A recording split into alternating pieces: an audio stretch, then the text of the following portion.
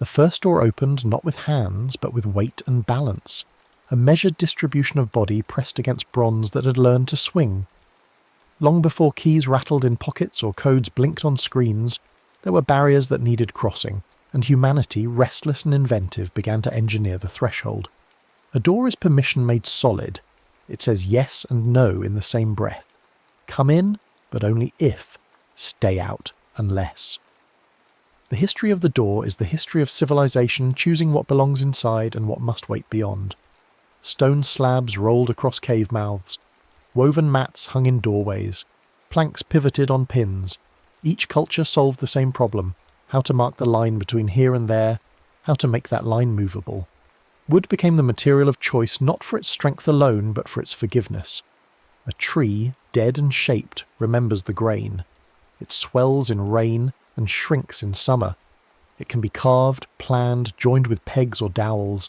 Ancient Egypt hung doors on bronze gudgeons. Rome refined the hinge. Medieval Europe made iron straps that bore weight and weather. Every door is a negotiation between permanence and passage. The Romans called their god of doorways Janus, two-faced, looking in and out at once. No accident. A door demands dual awareness.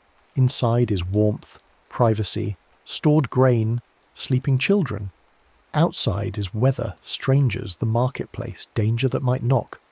The door stands between, neutral arbiter, opening only when terms are met. In time, doors became statements. The rich carved theirs with symbols, lions, sheaves, family crests. Churches hung bronze panels showing Genesis or judgment. A door announced who lived beyond it and what they valued. Poor doors stayed plain, but even plainness carried meaning. This is a place of work, not show. Step carefully. Locks arrived when trust was not enough. The Egyptians made wooden pin tumblers that lifted only for the correct key. Romans improved the mechanism, adding wards, obstructions inside the lock that only a matching key could navigate. Medieval Europe built iron masterpieces, some as large as a hand, grooves and teeth that formed a kind of metal language. The right key spoke it fluently. The wrong one stammered against unmoving pins.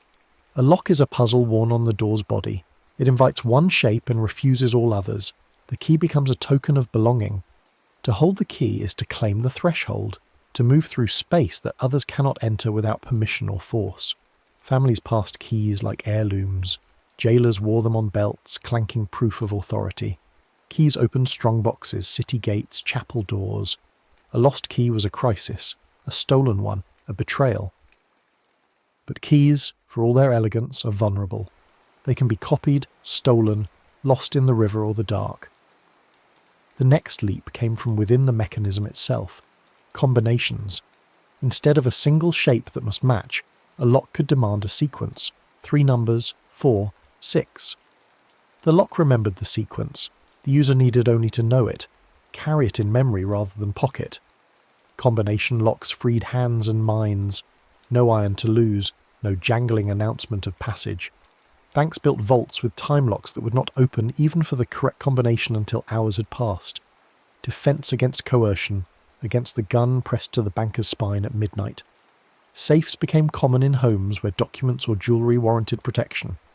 The dial's click as it aligned internal wheels was a private sound, almost meditative. Still, doors remained dumb gatekeepers. They knew shapes and sequences, but nothing of identity. A correct key or combination was proof enough. If a thief obtained either, the door welcomed them as warmly as its owner. The next revolution would teach doors to recognise, to ask not what you carry, but who you are. The 20th century brought electricity to the threshold. Magnetic stripe cards encoded data. Readers checked it against a database. Hotel doors clicked open for guests, stayed locked for strangers. The card could be programmed, reprogrammed, deactivated when the guest checked out. Access became fluid, conditional, remotely controlled. A door in New York could be unlocked by a command sent from Tokyo. Distance collapsed. But cards, like keys, could be shared, stolen, cloned. The body itself became the key. Fingerprints scanned and stored offered access that could not be transferred. Iris patterns, unique as snowflakes, were captured by cameras that looked into the eye's geometry. Voices were analysed for timbre and cadence. Faces were mapped in 3 dimensions. every contour and shadow recorded. The door became a judge that studied the applicant, compared them to a stored ideal, and decided in milliseconds. Biometric locks promised certainty. You cannot leave your fingerprint at home or lend it to a friend, but they also promised surveillance. Every entry became data. Who opened the door at 3 a.m? How long did they linger in the archive? The door, once a passive barrier, became an informant, logging movement and building dossiers. Privacy and security stood on opposite sides of the threshold, staring at each other through the gap. Smart doors learned new tricks. They recognised faces at a distance, unlocked before the resident reached for a handle. They listened for voice commands, for the phrase that meant friend. They tracked smartphones, sensing the trusted device's radio whisper and unlatching in anticipation. Some doors synced with calendars, granting access to contractors at scheduled hours and revoking it when the appointment passed.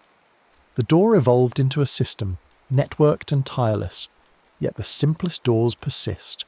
Wooden planks hung on hinges secured by a bolt you can slide with your thumb. No power supply, no database, no firmware to update. In storms and blackouts, when smart systems go dark, a mechanical lock still works. The key still turns. The door still swings. There is elegance in simplicity, in a tool that requires no instructions and fails only when physically broken. Doors guard more than houses. Vaults, data centres, nuclear silos, museum galleries. Every threshold implies value beyond. Some doors are designed to survive fire, flood, explosion. Bank vault doors weigh tons, fitted with bolts that plunge deep into steel-lined frames. Blast doors seal in seconds when sensors detect overpressure. Emergency exits open only outward, panic bars ensuring escape even in chaos. The door adapts to its burden. The greater the stakes, the heavier the gate. Security has always been a race between makers and breakers. Locksmiths publish improvements. Thieves study weaknesses. Pick-resistant pins, anti-drill plates, reinforced strike plates, hardened shackles. Each innovation is tested by those who seek entry without permission. Some locks are picked in seconds by experts with tension wrenches and rakes. Others resist for hours. The best locks do not boast of invulnerability but quietly raise the cost of entry until the thief moves on to easier prey. Physical security blends with digital now. Smart locks upload attempted breach logs to the cloud. Cameras mounted above doors stream live to phones. Motion sensors wake when shadows cross the porch.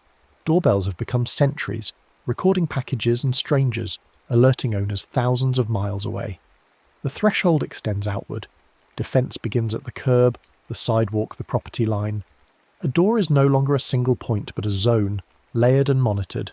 In apartments and offices, access control systems manage hundreds of doors, granting permissions by role, by time, by clearance level. An employee's badge opens the lobby, the elevator, the fourth floor, their office, but not the executive suite or the server room. Each door is a filter sorting people by rank and need. Security officers watch dashboards showing every entry and exit in real time, a digital map of movement through space. The language of doors has grown technical. Fail-safe versus fail-secure. Should a door unlock or stay locked when power fails? Fire code demands fail-safe in some contexts. Occupants must escape. Security demands fail-secure in others. Intruders must not enter. Engineers balance competing fears, life safety against asset protection, choosing which risk to prioritise. Doors also carry social meaning. A closed door signals privacy, concentration, a meeting in progress. An open door invites conversation, signals availability. Some offices enforce open door policies, asking managers to remain accessible. Others respect the closed door as a boundary not to be crossed without knocking. The door's position is a flag, readable by those who pass. Revolving doors solve a different problem. They let people through while keeping weather out. No blast of winter cold when the door opens. The revolving chamber is a buffer, an airlock between climates. Airports, hotels, hospitals favour them for energy efficiency.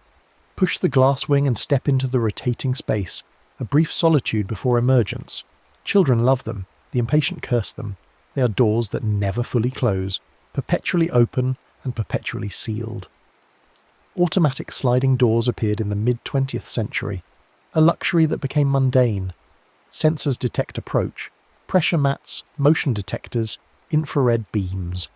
The door parts, waits, closes behind you. Grocery stores, offices, hospitals rely on them for accessibility, allowing those with canes or carts or wheelchairs to pass unhindered. The door that opens itself is a small kindness, a mechanical welcome. But automation brings dependence. When sensors fail, people stand confused, waving arms to trigger the dormant mechanism. When power fails, automatic doors lock shut unless manually disengaged. The convenience carries fragility. A mechanical door you push open with your shoulder never needs rebooting. Some doors are built to delay rather than stop. Security doors in government buildings are layered. Pass one, wait in a vestibule, pass another.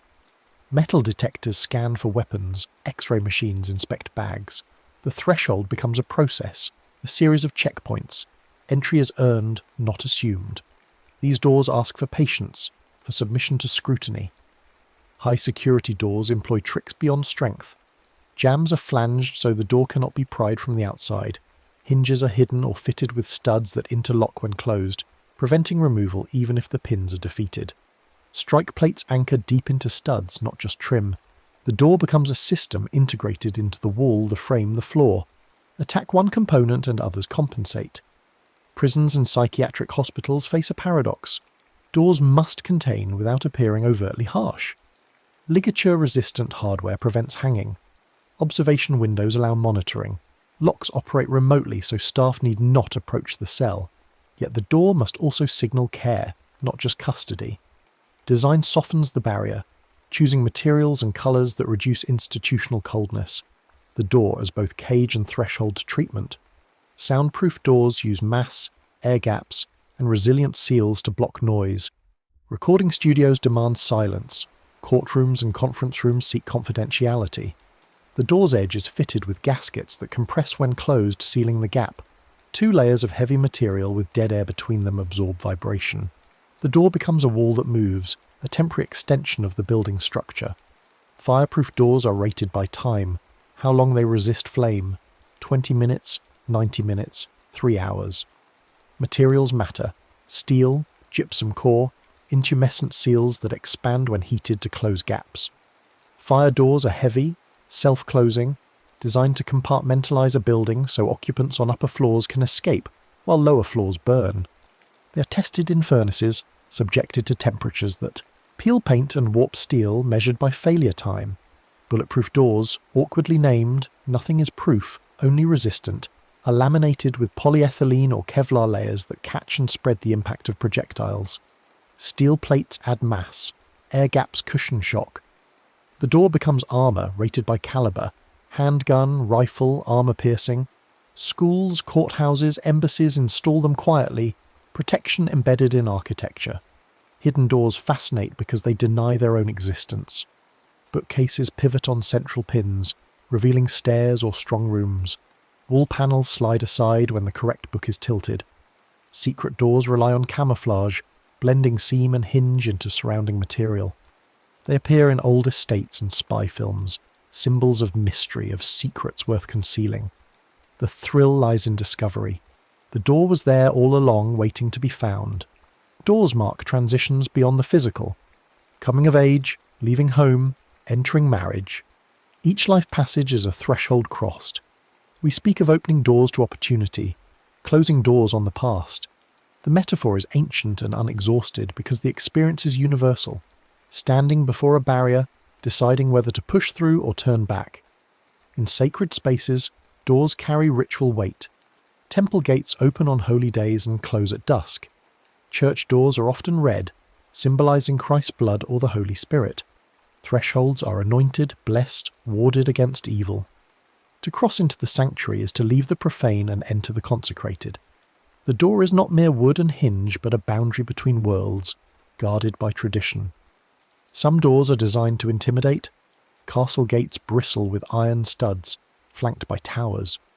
Bank vaults present massive circular doors, polished steel gleaming like moons. Corporate lobbies feature glass doors twice human height, handles oversized, every element scaled to impress. The door announces power, stability, exclusivity. You're permitted entry, but remember who controls the threshold. Other doors are designed to disappear. Glass doors in modern buildings create visual continuity. blurring inside and outside. The barrier is nearly invisible until you press against it and feel resistance. Frameless glass hinges rotate seamlessly. The door becomes a whisper, present but unobtrusive. Architecture speaks through such choices. We are open, transparent, inviting. The message may or may not be true, but the door delivers it. Childproofing and accessibility push doors in opposite directions. Lever handles are easier for arthritic hands than knobs. They're also easier for toddlers. Doors that close automatically keep children from wandering, but trap those who move slowly. Engineers chase balance, safety without exclusion, security without trapping the vulnerable. The door that serves everyone perfectly does not yet exist. Every design optimizes for some users at the expense of others. Material choice defines the door's character. Solid oak doors are heavy, stable, luxurious. Hollow core doors are light, cheap, quick to install. Steel doors resist forced entry but conduct heat and cold. Fiberglass doors mimic wood without warping. Aluminum frames corrode near saltwater. Stainless steel resists but costs. Each material trades strength, weight, maintenance, and price. The threshold itself, the strip beneath the door, has its own engineering.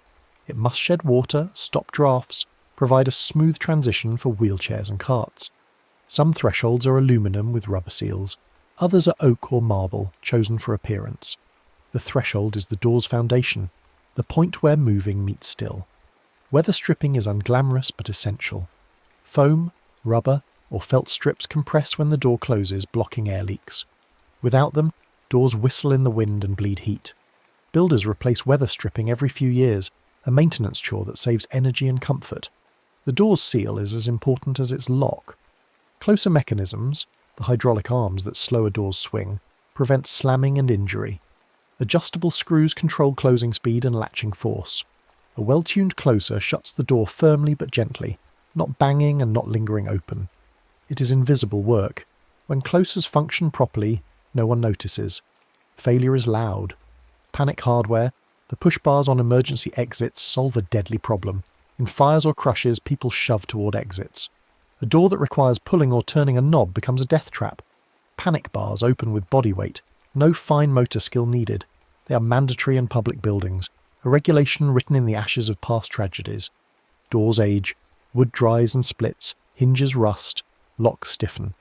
Paint peels, revealing layers of previous colours, white over green over blue over red, a stratigraphic record of taste. Handles polish smooth where hands grip daily. Thresholds wear hollow in the centre where feet pass most. A door's condition is a diary of use and neglect. Restoration of historic doors is delicate work. Craftsmen match old-growth timber, hand-forge replica hardware, strip layers of paint to find original finishes. Some doors are centuries old, oak planks held by iron nails hammered when the nation was young. To preserve them is to honour the hands that built them and the thresholds they guarded. Doors appear in myth and fairy tale as portals to other realms. Red Riding Hood knocks on grandmother's door. Bluebeard forbids his wife one door in the castle. Alice finds a tiny door to Wonderland. The locked door is narrative potential. What lies beyond? The door that opens unexpectedly invites adventure or disaster. We remember these stories because the door is familiar. We have all stood before one deciding. Modern security struggles with attention. Access must be easy for the authorised, hard for everyone else. Biometric systems fail in edge cases. Dirty fingers, poor lighting, changed appearance. Backup methods are needed. But backups introduce vulnerability. The perfect door lock balances convenience, security and resilience. But perfection remains asymptotic. Cyber attacks now target doors. Smart locks, if poorly designed, can be hacked remotely. An attacker intercepts the wireless signal between phone and lock, replaying it to gain entry. Manufacturers patch vulnerabilities, but internet-connected doors inherit the same risks as any networked device. The door joins the constellation of devices that must be secured, updated, monitored. Privacy debates circle smart doors. Should landlords have access logs showing when tenants come and go? Should employers track which employees enter which rooms? The data exists. Questions of who may see it remain unsettled. The door, once a neutral barrier, becomes a witness, and witnesses can be called to testify. In fiction, doors malfunction to create suspense. The vault door jams as water rises, the airlock fails in the void, the car door won't open as the train approaches. We fear being trapped or exposed when doors do not perform. The door's reliability is assumed until it is not, and then vulnerability is absolute. Some buildings have more doors than walls. Hospitals, with their infection control protocols, use doors to isolate airborne diseases. Positive pressure rooms keep contaminants out. Negative pressure rooms keep them in. Airlocks and vestibules stage entry and exit. The door is a medical device, part of the treatment infrastructure. Refrigerated spaces demand insulated doors with heavy seals, and sometimes heated frames to prevent ice buildup. The door must withstand temperature differentials of 100 degrees while opening hundreds of times a day. Industrial design at its most pragmatic. Keep cold in, warm out, resist condensation, survive impacts from forklifts. Aircraft doors are terrifying marvels. They open inward first, then swing out, or they slide along tracks, or they hinge and seal with complex latches. At altitude, cabin pressure holds them shut with tons of force. Emergency exits are designed for rapid egress. Pull a handle, deploy a slide, evacuate in seconds. The door must be strong enough to contain pressurized flight and yielding enough to save lives. Submarine hatches seal against the ocean, gaskets compressed by wheel-driven dogs. A single failed seal means flood and death. Hatches are tested obsessively, maintained fanatically. The hatch is a bet against the sea, and the sea is patient. Spacecraft doors face vacuum, radiation, micrometeorite impacts. Airlocks cycle crew between pressurized capsules and the void. Every seal is redundant. Every mechanism is tested thousands of times. The door is the thinnest margin between life and annihilation, and it must never fail.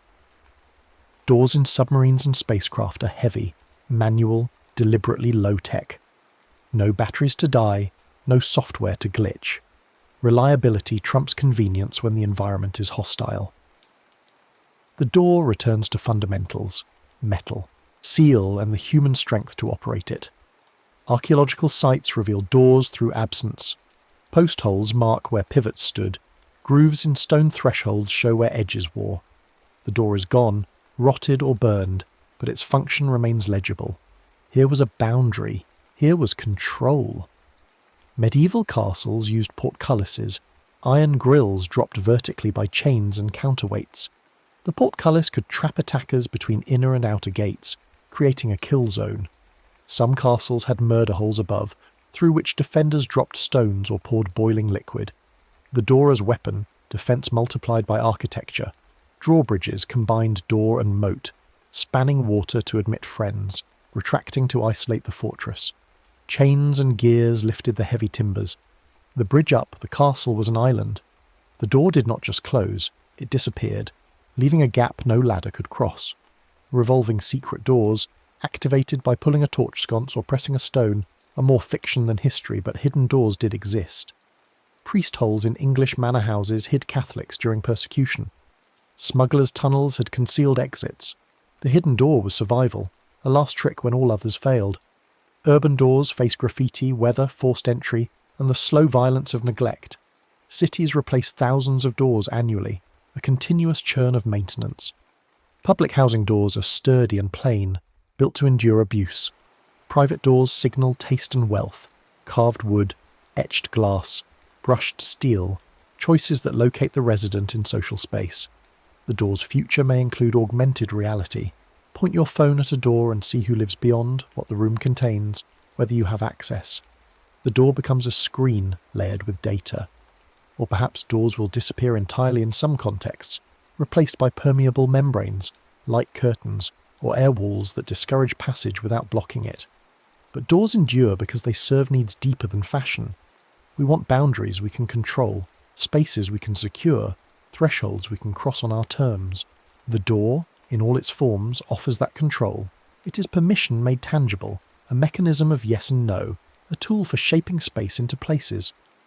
Children learn early the power of the closed door. Privacy, autonomy, a room of one's own. Teenagers slam doors, a declaration of independence. Adults lock doors, a ritual of settling in for the night.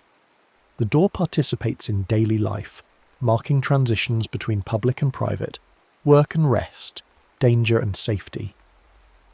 Doors appear in ritual, crossing the threshold as a bride, carrying a child over it for the first time, nailing a mezuzah to the frame.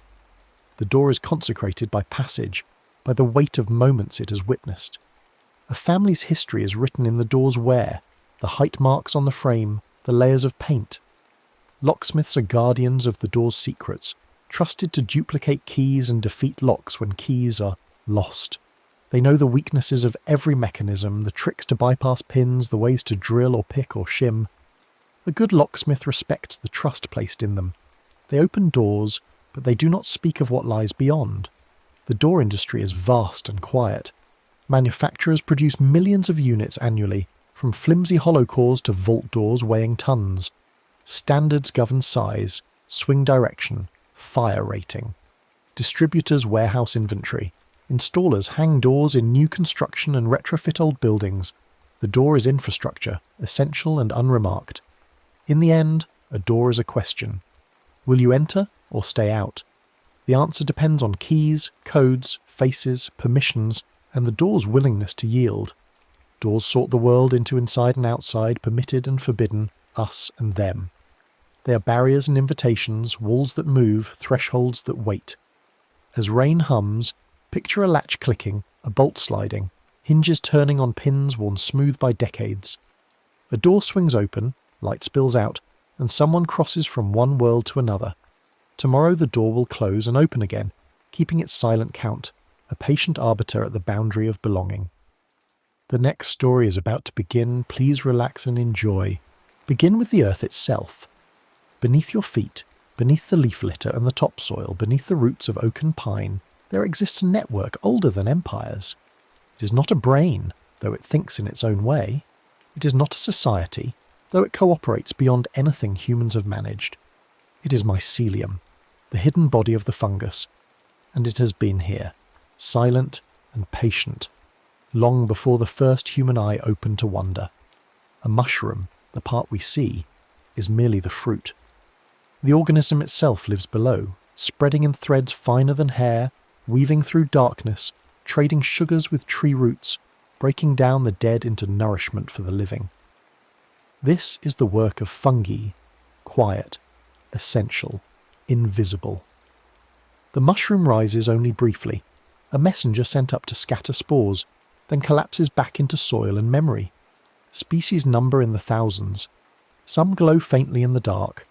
Others grow shelf-like on dying trees, patient architects of decay. Some are prized by chefs, their flesh nutty and dense. Others will kill you, shutting down your liver cell by cell, offering no antidote, no reprieve. And some, a small collection scattered across continents, contain molecules that, when consumed, alter the very texture of consciousness itself. These are the psilocybin mushrooms, small, unassuming, brown-capped or blue-bruising, growing in meadows and forests, on wood chips and dung. They do not advertise their power, they simply grow, reproduce and wait. What they wait for, no one can say. Perhaps nothing, perhaps everything. The fungus does not know it is psychoactive. It produces psilocybin as we produce bile or tears, a biochemical fact, not a philosophy. Yet this molecule, this arrangement of carbon and nitrogen and hydrogen, fits into human neurology like a key into a lock that evolution never intended to open. Let us speak plainly of chemistry. Psilocybin is a prodrug, a compound that becomes active only after the body transforms it. When ingested, enzymes in the gut and liver remove a phosphate group, and what remains is psilocin, the molecule that crosses into the brain and begins its work. Psilocin is structurally similar to serotonin, a neurotransmitter your body uses to regulate mood, sleep and perception. The resemblance is not metaphorical. Under a microscope, the two molecules could be siblings. This structural mimicry allows psilocin to bind to serotonin receptors, particularly the 5-HT2A receptor, and in doing so it shifts the patterns of communication between brain regions. Imagine a city at night viewed from above. Normally traffic flows along established routes, highways bright with headlights, neighbourhoods dimly connected, certain districts speaking mostly to themselves. The default mode network, a collection of brain regions active during rest and self-reflection, hums along its usual pathways. The visual cortex processes input. The prefrontal cortex plans and judges. Each network knows its role. Now, imagine that traffic signals change. New roads light up. Neighbourhoods that rarely communicated suddenly exchange information. The default mode network, which typically maintains your sense of self, your autobiography, your boundary between me and not me, quiets. Other networks, visual, auditory, emotional, begin to crosstalk in unusual ways. This is what imaging studies suggest happens during a psilocybin experience. Increased global connectivity, decreased activity in the brain's conductor. The result is not chaos, but a different order, a temporary rewiring that some describe as liberating, others as disorienting, and most as profound. The molecule does not create meaning. It creates conditions. What happens within those conditions depends on 1,000 variables. The person, the place, the moment, the intention. Chemistry is only the opening of a door. What lies beyond the threshold cannot be reduced to receptor binding, though it begins there. Within hours, the silicon is metabolized and excreted. The receptors return to their baseline sensitivity. The traffic patterns of the brain re-establish their familiar routes. But something, often, has shifted. Memory has encoded the experience. Perspective has tilted even slightly. The door, though closed, is remembered. The relationship between humans and psychoactive mushrooms stretches back into the shadows of prehistory, where evidence becomes symbol and symbol becomes speculation. We must tread carefully here, acknowledging what we know and confessing what we merely guess. In the highlands of Mesoamerica, the Aztec and Maya spoke of Tenochtitlan, flesh of the gods, a term Spanish chroniclers recorded with a mixture of fascination and horror. Bernardino de Sahagún, a Franciscan friar writing in the 16th century, described mushrooms consumed at feasts, leading to visions, laughter, weeping, and revelations. His tone was one of concern. The Church saw in these practices a rival claim to the divine, an unmediated communion that bypassed priest and sacrament alike. Stone sculptures from Guatemala, dated to 1000 BCE or earlier, depict figures with mushroom-like caps rising from their heads or shoulders. Are these literal mushrooms or symbolic crowns? The question remains open. Interpretation runs ahead of evidence, as it often does when the past is silent and the present is eager for meaning. Further north, in the regions that would become the southwestern United States, rock art sometimes includes forms that resemble mushrooms, or perhaps not. Scholars disagree, and the artist left no commentary. Absence of evidence is not evidence of absence, but neither is resemblance proof of practice. Across the ocean, in Siberia, the Koryak and Chukchi peoples gathered Amanita muscaria, the red and white fly agaric mushroom, during winter ceremonies. Reindeer consumed them. Humans consumed reindeer urine, which filtered the toxic compounds while preserving the psychoactive ones. Ethnographers recorded these practices in the 19th and 20th centuries, though by then contact with Russian Orthodox Christianity and Soviet authority had already altered or suppressed many traditions. In Europe, whispers and fragments, fairy rings and folk prohibitions, mushrooms associated with madness or enchantment, ergot poisoning mistaken for witchcraft, psilocybin species growing in English meadows unrecognised. The mycelial network of culture spreads quietly, and not all threads are visible from above. What unites these scattered examples is not a single tradition, but a recurring pattern. Societies encountering altered states and building frameworks, ritual, mythological, communal, to contain and interpret them. The mushroom does not teach, it catalyses. Humans, faced with unusual perception, reach for story and structure to make sense of the unsensible. We should be cautious. To romanticize these practices is to flatten their complexity. To dismiss them as primitive superstition is to ignore their sophistication. Somewhere between reverence and skepticism lies a more honest acknowledgement. People have long sought meaning in unusual states, and mushrooms have been one doorway among many. When a human ingests a molecule that alters perception, what happens next depends enormously on context. The molecule is neutral, the mind is not. Into this gap, cultures have poured ritual, the architecture of meaning that transforms chemistry into ceremony. Consider the Mazatec velada, a healing ritual documented in Oaxaca, Mexico in the mid-20th century. The ceremony occurred at night, in darkness or by candlelight. The healer, often a woman, a curandera, prepared the mushrooms, sometimes grinding them, sometimes serving them whole. Participants fasted beforehand. The space was prepared, clean, quiet, safe. Intentions were spoken aloud, healing for a sick child, clarity about a difficult decision, reconciliation with a departed ancestor. Once the mushrooms were consumed, the curandera began to sing. These were not performances but navigational tools, rhythms and melodies that provided structure when her interior experience became formless. The songs named spirits described journeys, called for protection. They were maps sung into being, and those who listened could orient themselves by the sound even when sight became strange. Hours passed.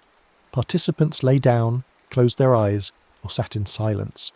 The curandera watched, attended, adjusted. If someone grew fearful, she sang them back to calm. If someone needed to speak, she listened. The role was not to direct the experience, but to hold the space. A function part therapist, part priestess, part witness. At dawn, the ceremony ended. Participants returned to ordinary consciousness slowly, like divers ascending in stages. Integration began immediately. What was seen? What was felt? What does it mean for the life that continues beyond this night? The ritual did not end with the molecules, metabolism. It extended into interpretation, application, and community acknowledgement.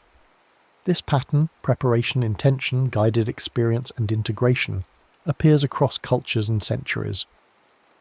In the Native American church, peyote ceremonies follow a similar structure: fasting, prayer, song, drumming, a night-long vigil, and morning resolution. In Amazonian ayahuasca traditions, the curandero sings icaros, protective melodies that guide participants through visions. In Bwiti ceremonies in Gabon, iboga is consumed within a tightly structured initiation that may last days, surrounded by elders and accompanied by music. The common thread is not the molecule, but the container. Unusual states, these societies understood, are powerful but not inherently meaningful. Meaning is constructed through intention, safeguarded through structure, and validated through community. The mushroom opens the door. The ritual ensures that what enters and exits does so with care. Modern culture in many places lost these containers. Psychedelics, when they returned in the 20th century, often arrived without ritual, without elders, without the accumulated wisdom of safe passage. The results were sometimes transcendent, sometimes disastrous, and often somewhere in between. Raw experiences looking for a framework that no longer existed. The Western re-encounter with psilocybin mushrooms began not with scientists but with travellers. In 1955, R. Gordon Wasson, a banker and amateur mycologist, travelled to Oaxaca and participated in a velada led by Maria Sabina, a Mazatec healer. He returned to New York and published an account in Life magazine in 1957, introducing millions of readers to the idea that mushrooms could occasion mystical experiences. The article was sensational in both senses, widely read and inflammatory. Within years, seekers flooded into Oaxaca, disrupting traditions, disrespecting boundaries, and turning sacred ceremony into tourist curiosity. Maria Sabina later expressed regret, saying that the mushrooms lost their power when treated as entertainment rather than medicine. The cost of publicity is often invisibility, the quiet truth drowned out by noise. But Wasson's account also reached scientists. Albert Hofmann, the Swiss chemist who had synthesized LSD, isolated and identified psilocybin and psilocin in 1958. For the first time, the active compounds could be studied in controlled doses, independent of mushroom variability. Research began at Harvard, Johns Hopkins, and other institutions, exploring therapeutic potential for alcoholism, depression, and end-of-life anxiety. Then came Prohibition. By the early 1970s, cultural panic over psychedelics, fueled by recreational misuse, media sensationalism, and political opportunism, led to their classification as Schedule I substances in the United States, and similar restrictions worldwide. Research halted, funding vanished. For 2 decades, the conversation went underground or silent. The resurgence began quietly in the 1990s. A few researchers, undeterred by stigma and bureaucratic obstacles, obtained permission to restart clinical trials. At Johns Hopkins, Roland Griffiths and colleagues designed rigorous studies, double-blind, placebo-controlled, with careful screening and trained facilitators. Participants were healthy volunteers or patients with treatment-resistant depression, cancer-related anxiety, or addiction. The studies found consistently that psilocybin, when administered in supportive settings with psychological preparation and follow-up, produced significant and sustained improvements in mood, anxiety, and quality of life. Participants often described their sessions as among the most meaningful experiences of their lives, comparable to the birth of a child or the death of a parent. Brain imaging confirmed changes in network connectivity. Questionnaires measuring mystical type experiences scored high. These were not miracle cures. Some participants had difficult sessions, benefits varied, not everyone responded, but the signal was clear enough to attract funding, replicate findings, and shift regulatory attitudes. By the 2020s, psilocybin therapy had received breakthrough therapy designation from the FDA for depression, and clinical pathways were opening in several countries. The modern research model differs fundamentally from recreational use. Sessions occur in controlled environments, comfortable rooms with soft lighting, carefully curated music, trained guides present throughout. Participants undergo screening to exclude those at risk for psychosis or severe mental illness. Preparation sessions establish trust and set intentions. Integration sessions afterward help translate experience into insight, and insight into behavior change. This is not shamanism, but it borrows from the same insight. Setting, and support shape outcomes. The molecule is the same whether consumed on a mountaintop, in a laboratory, or at a music festival. What changes is the container, and the container changes everything. To understand what psilocybin does, we must first understand what the brain does when left to itself. Modern neuroscience has moved beyond viewing the brain as a collection of regions performing discrete tasks, and toward understanding it as a network of networks, clusters of areas that communicate preferentially with one another, creating functional modules. One such network, the default mode network, has garnered particular attention. It includes the medial prefrontal cortex, posterior cingulate cortex, and parts of the parietal lobe. The default mode network is most active when we are not focused on external tasks, when we daydream, remember the past, imagine the future, or think about ourselves. The default mode network is, in a sense, the neural correlate of the self. It constructs the narrative I, the continuity of identity across time, the sense of being a person with a history and a future, separate from others. This is not a bad thing. It allows for planning, self-reflection, and social navigation. But it also reinforces boundaries. Me versus you, past versus present, what I am versus what I could be. Psilocybin, studies suggest, decreases activity in the default mode network. At the same time, it increases connectivity between networks that normally operate relatively independently. Visual and auditory areas start talking to emotional centers. Memory regions sync with sensory input.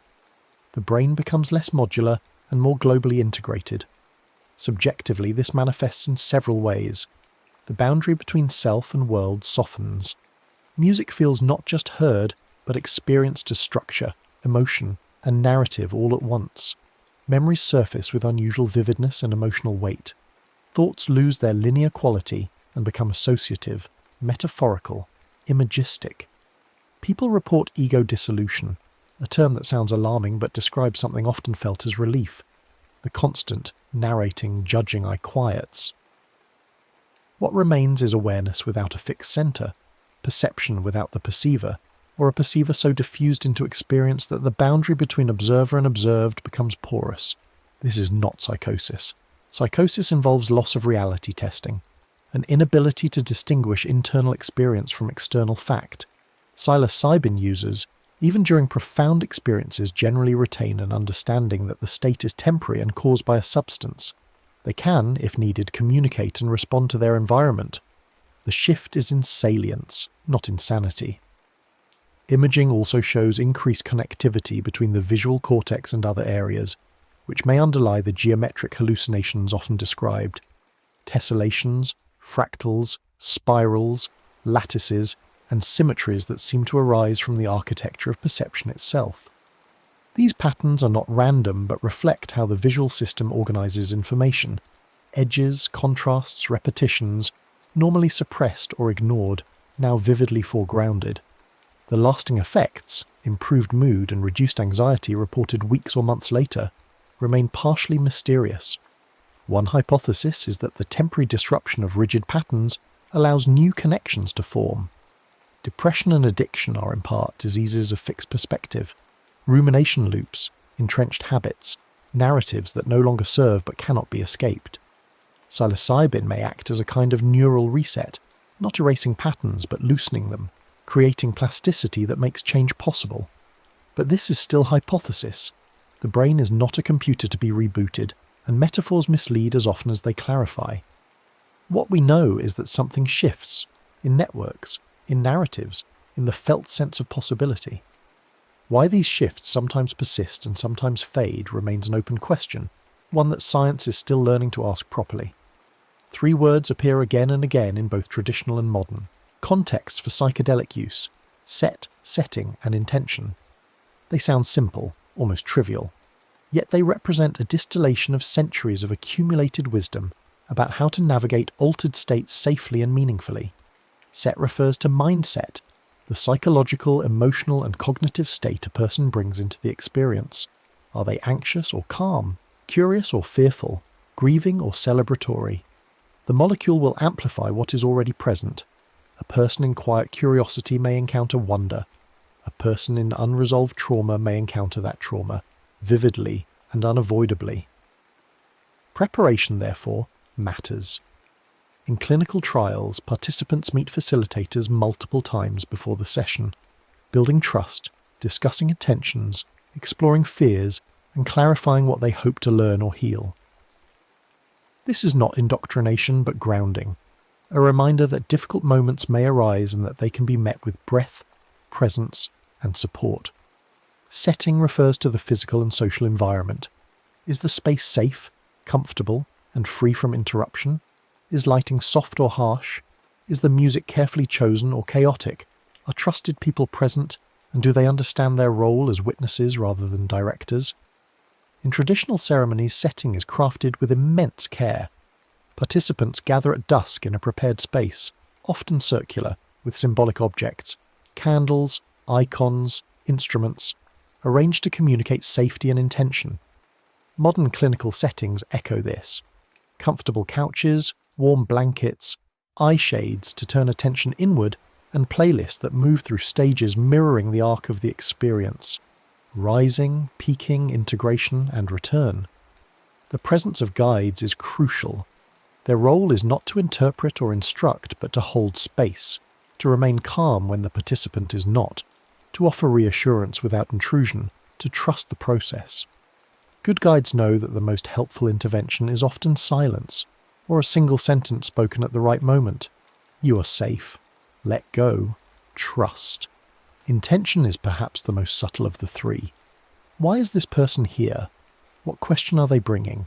What do they hope to understand, release, or transform? Intention is not a demand.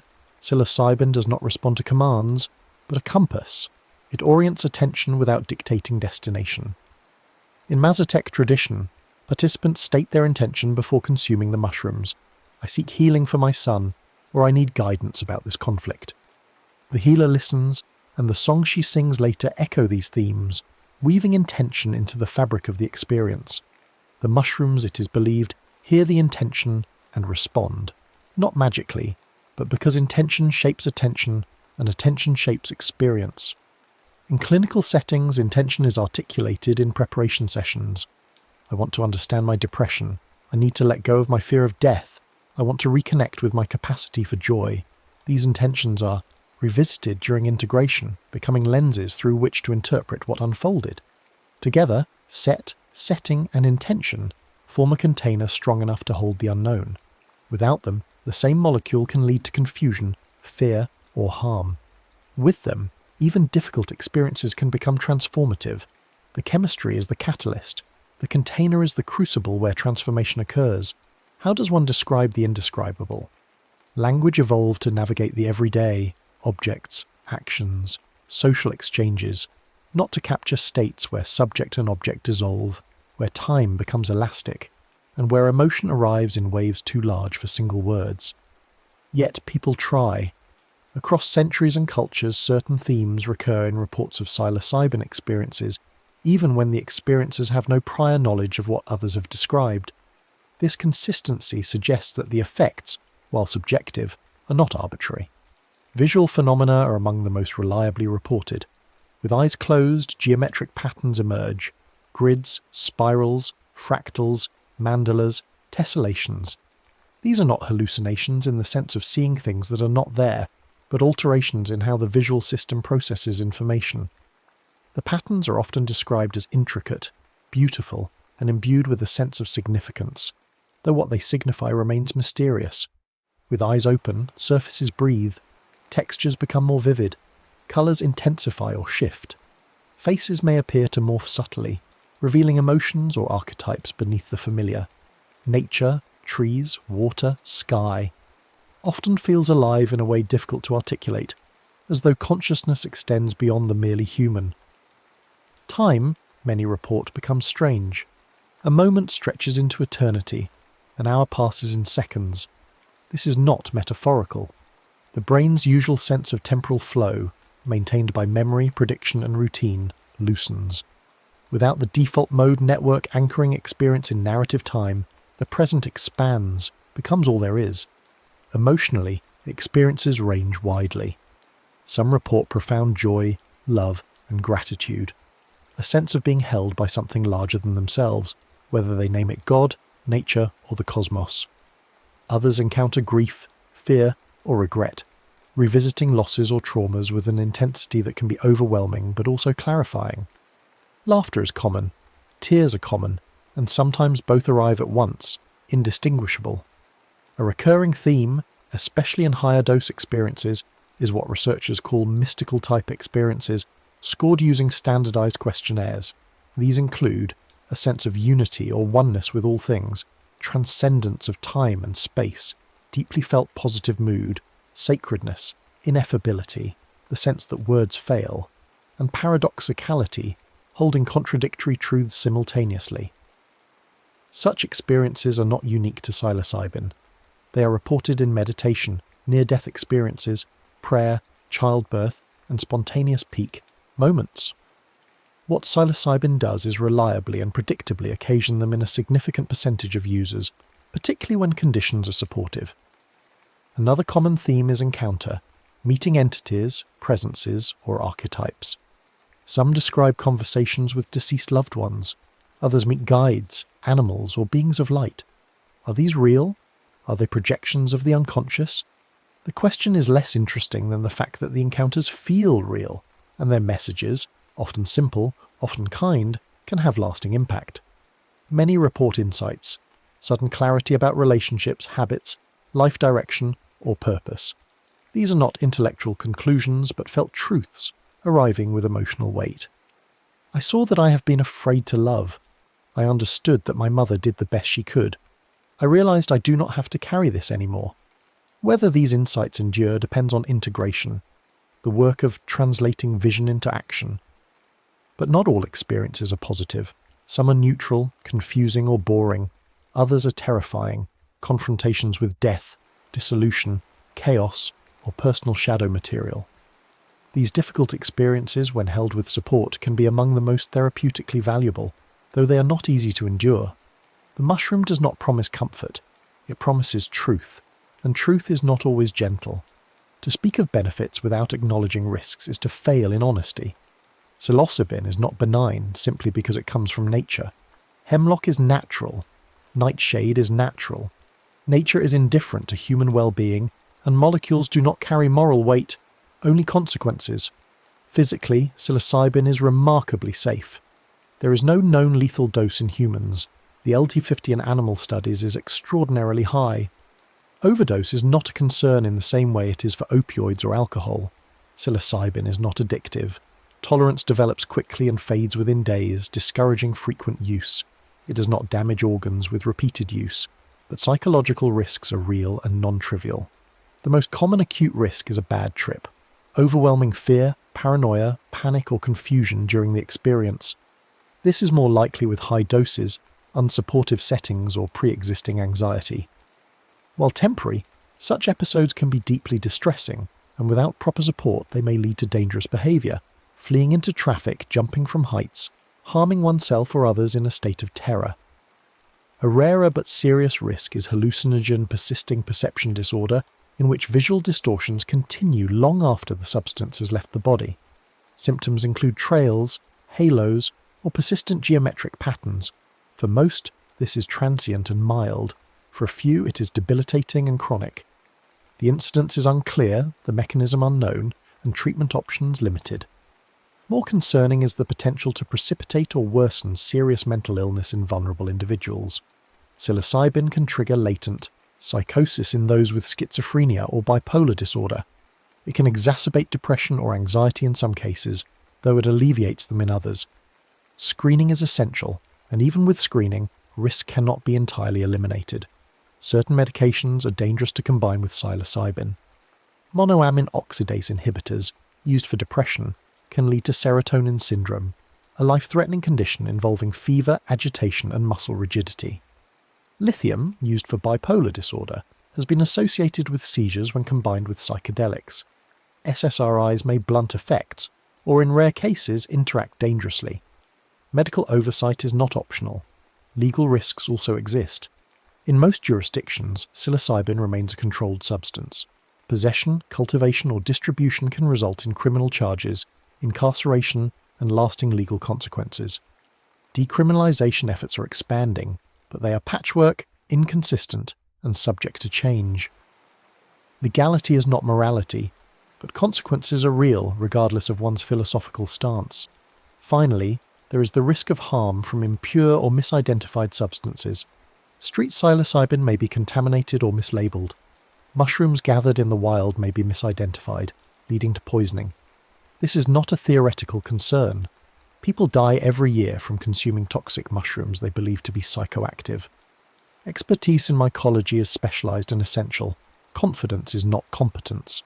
The responsible position is clear. These substances carry risk. They are not for everyone. They are not to be used casually, frequently, or without care. They demand respect, preparation, and, ideally, guidance.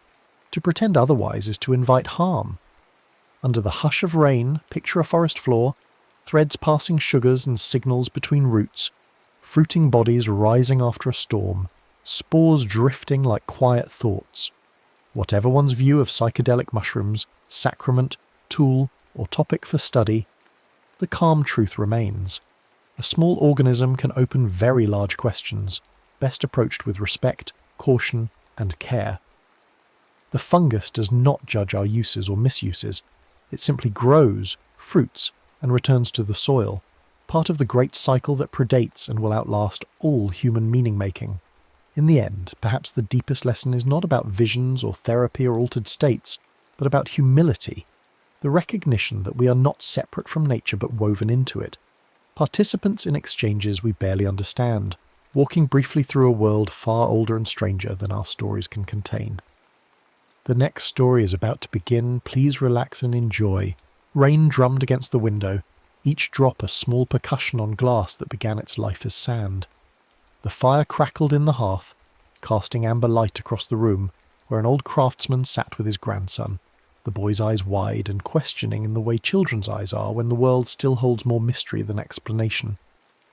"Tell me about glass," the boy said, not for the first time. "Tell me how we see through walls." The old man smiled, the kind of smile that carries decades of knowing things deeply, of understanding not just what happens but why. He reached for a small clear pane resting against the stone hearth, turned it in the firelight so the boy could watch flames dance through it undistorted, and began to speak in a voice worn smooth by years of teaching. "Glass begins," he said, "as the most ordinary thing in the world. Sand. Silica. The stuff that gathers between your toes at the shore and fills hourglasses and makes grit when the wind blows hard across dry places.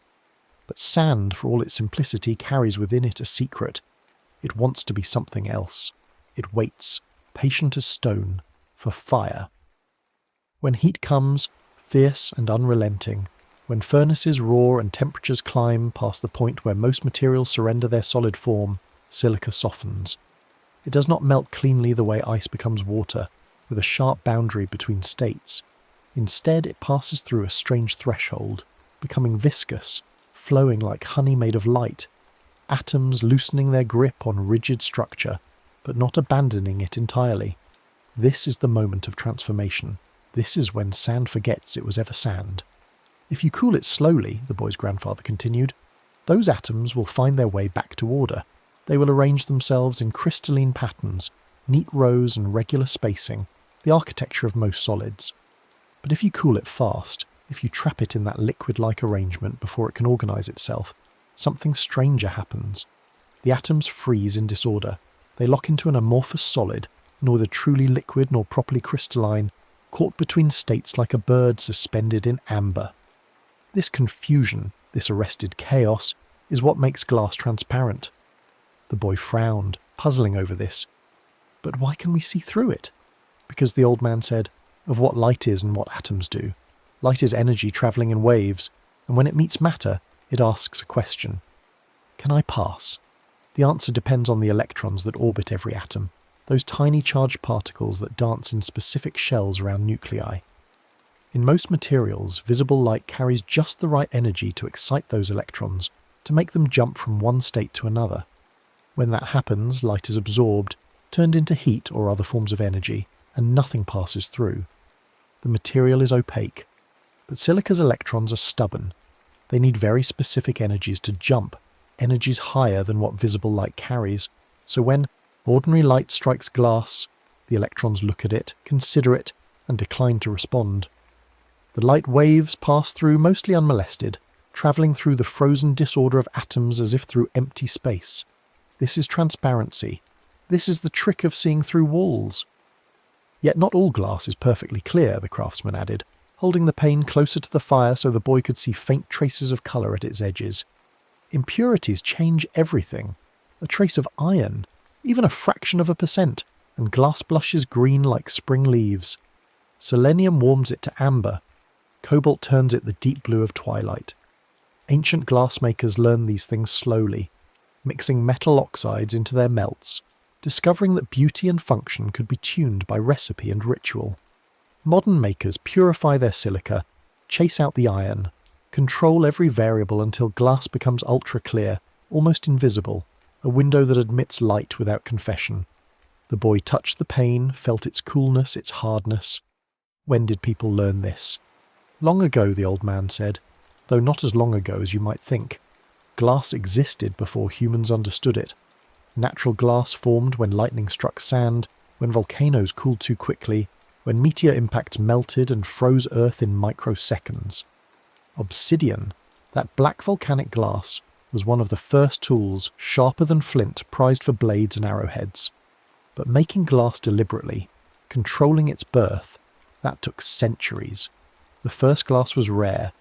Ancient peoples in Mesopotamia and Egypt made beads and small vessels, glossy glazes for pottery and jewellery.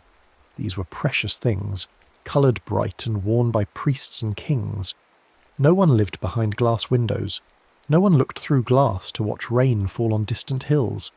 The skill was too difficult, the material too temperamental, the cost too high. Then came the Romans, and with them a revolution. Someone discovered glass blowing, that marriage of lung power and molten material. A craftsman would gather a blob of softened glass on the end of a hollow tube, place lips to the cool end, and blow. The glob would expand, thinning into a bubble, a sphere, a vessel. Shapes that once took hours of grinding and polishing now emerged in minutes. Suddenly glass could be made quickly, cheaply, scaled to meet demand. Bottles proliferated. Small windows appeared, not in homes but in bathhouses and temples, tiny discs or thick lenses set into walls like jewels in a crown. But flat panes, real windows, those remained elusive. Medieval glassmakers developed methods born of ingenuity and constrained by physics. In the crown glass method, a craftsman would blow a large bubble, then spin it while reheating, using centrifugal force to flatten it into a disc. The centre, where the blowpipe had attached, formed a thick bullseye, and around it the glass thinned into usable sheets. Cut into pie slices, these pieces became small windows, each bearing the wavy textures and ripples of its spinning birth.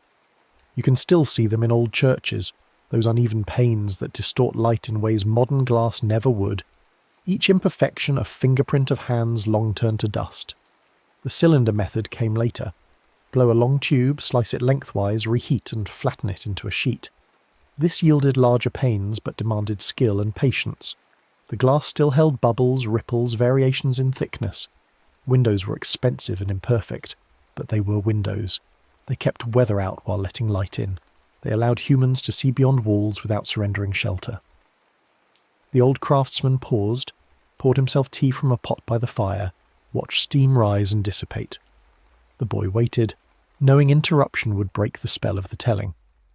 Everything changed in the modern age, the grandfather continued.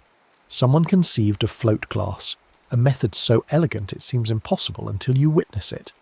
Picture a furnace pouring molten glass in a continuous ribbon onto a bath of molten tin. The tin stays liquid, perfectly flat, and the glass ribbon floats atop it like oil on water. Surface tension pulls the glass smooth. The tin's flatness becomes the glass's flatness. As the ribbon moves along the bath, it cools slowly, controlled precisely, until it solidifies into sheets of nearly perfect uniformity. No spinning, no blowing, no grinding, just gravity and chemistry conspiring to create atomically smooth surfaces. This process, called annealing, the old man explained, relieves internal stresses. Glass cooled too quickly holds tension within its structure, invisible fault lines waiting to crack under temperature change or impact. Annealing is a slow cooling, a thermal massage that lets atoms settle gently into their final arrangement. The result is glass that can be cut, transported, installed without shattering at the first rough handling. Most windows today are made this way. The panes are so uniform we forget they are there at all. But not all glass serves the same purpose, he continued. Some must be stronger, tougher, safer. Tempered glass achieves this through controlled violence. Heat a pane until it softens, then blast its surfaces with cold air. The exterior cools and contracts while the interior remains hot. When the interior finally cools, it pulls against the already solid surface, creating compression on the outside and tension within. This prestress makes the glass much stronger, able to withstand impacts that would shatter ordinary panes. And when tempered glass finally fails, when force exceeds even its enhanced strength, it does not break into jagged daggers, but crumbles into small, relatively harmless cubes. This is safety by design, failure mode engineered to protect. Laminated glass takes a different approach, the grandfather said, picking up another sample from the collection near the hearth. 2 sheets of glass with a plastic layer sandwiched between them. When something strikes it, the glass may crack, but the plastic holds the shards in place like a spider's web after rain. Car windshields are made this way. In an accident, the glass spiderwebs but stays intact, protecting passengers from flying fragments. The plastic layer also blocks ultraviolet light, that invisible wavelength that fades fabrics and burns skin.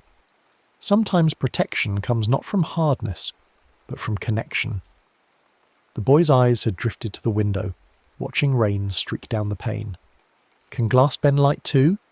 Yes, the old man said with quiet enthusiasm. Glass that bends light becomes a lens.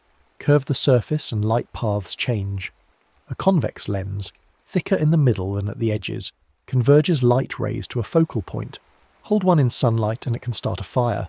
Put one before your eye and distant things appear closer, sharper, magnified.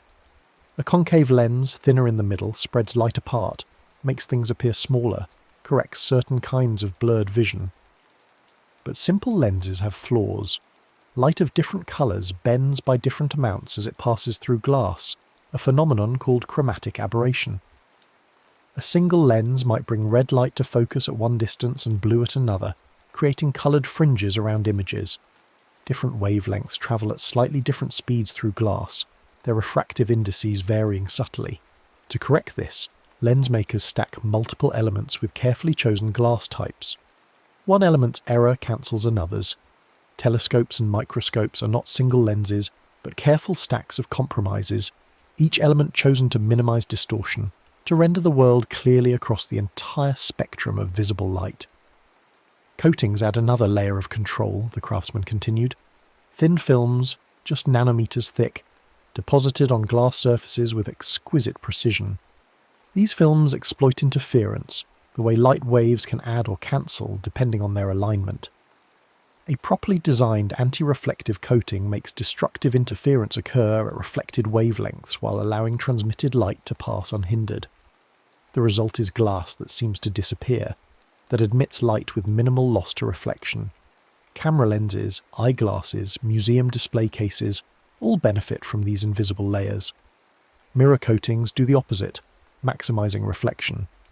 Aluminum or silver deposited on glass, sometimes protected by multiple dielectric layers, can reflect more than 99% of incident light. The glass serves as a substrate, keeping the reflective metal flat and protected. Without the glass, the metal would warp, tarnish, scratch. With it, mirrors can be made large and precise enough to gather starlight from across the universe. Which brings us to an interesting distinction, the old man said. Household mirrors reflect light off a second surface. The reflective metal sits behind the glass, protected by paint and backing materials. When you look into such a mirror, light passes through the glass, bounces off the metal, passes back through the glass to reach your eye. This creates a tiny offset, a faint double image if you look closely. For most purposes, this matters not at all, but in telescopes and scientific instruments, even this small imperfection cannot be tolerated. First surface mirrors place the reflective coating on top of the glass, exposed to air. Light bounces directly without passing through glass twice.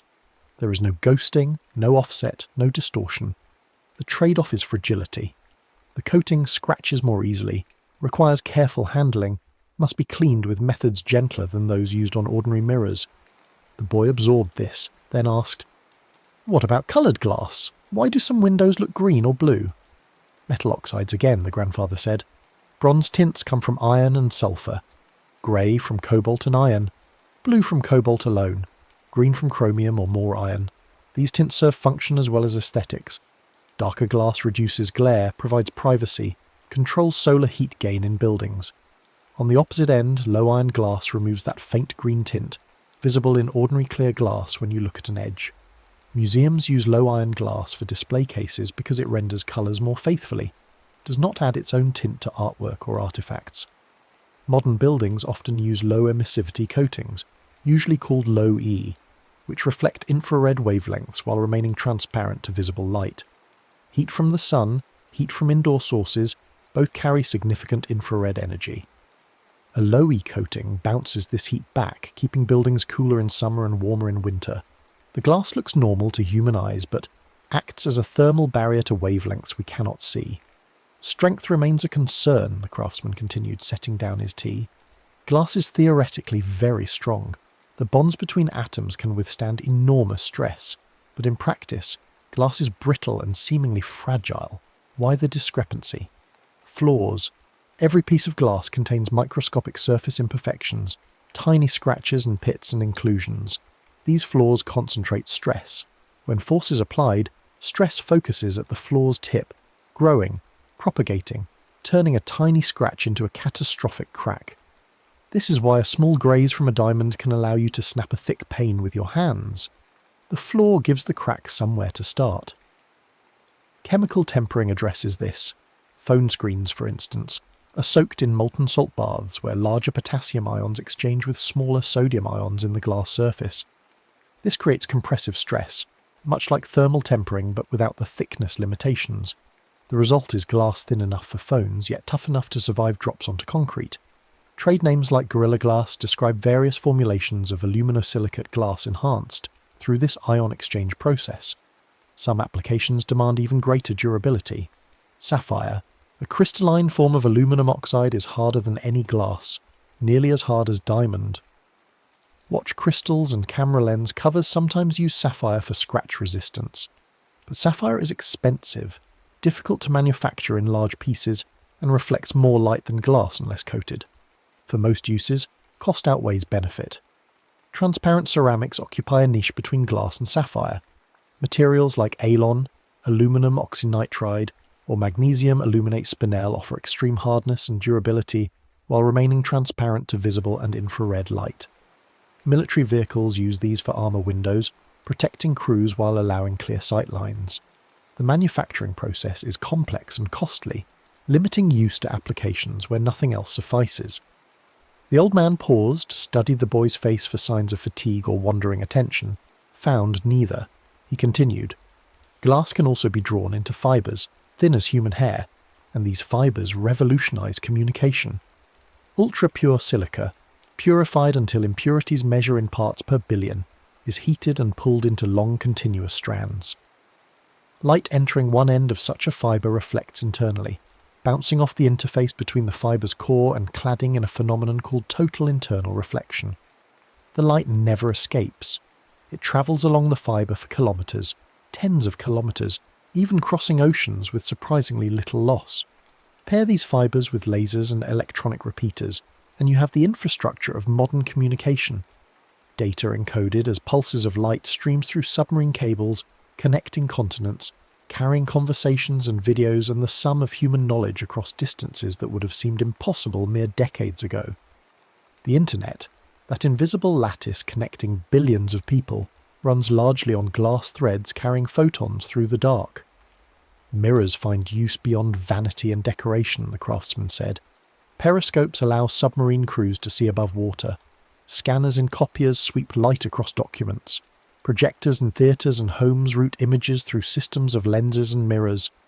Telescopes, both earthbound and orbital, rely on precisely shaped mirrors to gather and focus light from distant stars. Some mirrors are segmented, dozens or hundreds of smaller hexagonal pieces aligned to act as one large surface. Actuators nudge these segments constantly, compensating for thermal expansion, gravitational distortion, keeping the collective surface accurate to nanometers. Then there are digital micro-mirror devices, chips containing millions of tiny mirrors, each smaller than a human hair and mounted on hinges. These mirrors tilt thousands of times per second, reflecting light toward or away from a projection lens. By controlling which mirrors are on and which are off, and for how long, a projector can create full-color moving images. The image you see on a screen may be generated by millions of minuscule mirrors dancing in perfect coordination, directing light with precision measured in microseconds. One-way mirrors, the boy asked about those, having seen them in films and stories. The old man smiled. They are not truly one-way, he explained. They are partially reflective glass or film, often with a metal coating thin enough to let some light pass. The trick is lighting. If one side is brightly lit and the other dark, someone in the bright room sees only reflection, their own image bouncing back. But someone in the dark room sees through the glass into the bright space beyond. Equal lighting reveals the illusion. Both sides become visible. The mirror's magic depends entirely on the imbalance of light, on physics exploited but not violated. Smart glass extends this control, the grandfather said. Electrochromic panes darken or lighten in response to applied voltage, dimming windows to reduce glare or heat, without curtains or blinds. Polymer-dispersed liquid crystal films switch between frosted and clear states, providing privacy on demand. Photochromic glass darkens in sunlight, lightens in shade, using chemical reactions triggered by ultraviolet exposure. Buildings and vehicles increasingly incorporate these technologies, balancing comfort, energy efficiency and occupant control. Thermal properties matter too. Glass by itself insulates poorly. Heat passes through it readily, but trap air between 2 or 3 panes, creating insulated glazing units, and thermal performance improves dramatically. The trapped air, or sometimes argon or krypton gas, conducts heat far less efficiently than solid glass. Add low E coatings and the insulation improves further. These assemblies keep buildings warmer in winter, cooler in summer, reducing energy costs and environmental impact. Some glass must resist thermal shock, rapid temperature changes that cause most materials to crack. Borosilicate glass, familiar as Pyrex and similar brands, incorporates boron oxide into its formula. This reduces the glass's coefficient of thermal expansion, meaning it expands and contracts less with temperature changes. Bake a borosilicate dish in an oven, then plunge it into cold water, and it survives uncracked. Ordinary soda-lime glass would shatter from the stress. Stove and oven doors use specialized glass ceramics that resist even greater extremes. These materials begin as glass but are heat-treated to form microscopic crystals within the amorphous matrix. The result combines glass's transparency with ceramic's thermal stability. You can place a pan of ice on a hot burner without the glass breaking, though practical sense suggests otherwise. The perception of mirrors fascinates people, the old man said. Many believe mirrors reverse left and right. They do not. They reverse front and back, near and far. Stand facing a mirror and raise your right hand. Your reflection raises its left hand because the reflection is facing you, as if another person stood opposite. If you could view yourself from behind, the reflection would match. The confusion arises because humans usually rotate around a vertical axis to face opposite directions. We interpret the mirror's front-back reversal as a left-right reversal because of how we imagine turning around. Funhouse mirrors distort through curvature. A convex mirror makes you appear short and wide. A concave mirror stretches you tall and thin. Combine curves and the distortions multiply, creating grotesque or comic exaggerations of form.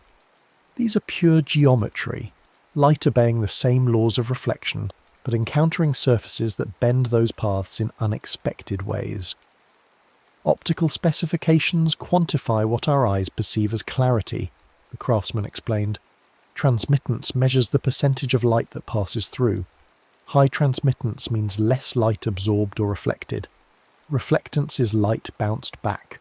Haze describes wide-angle scattering, light that deviates from its intended path. Low haze means sharp, clear views. High haze makes things look foggy even if the glass is clean.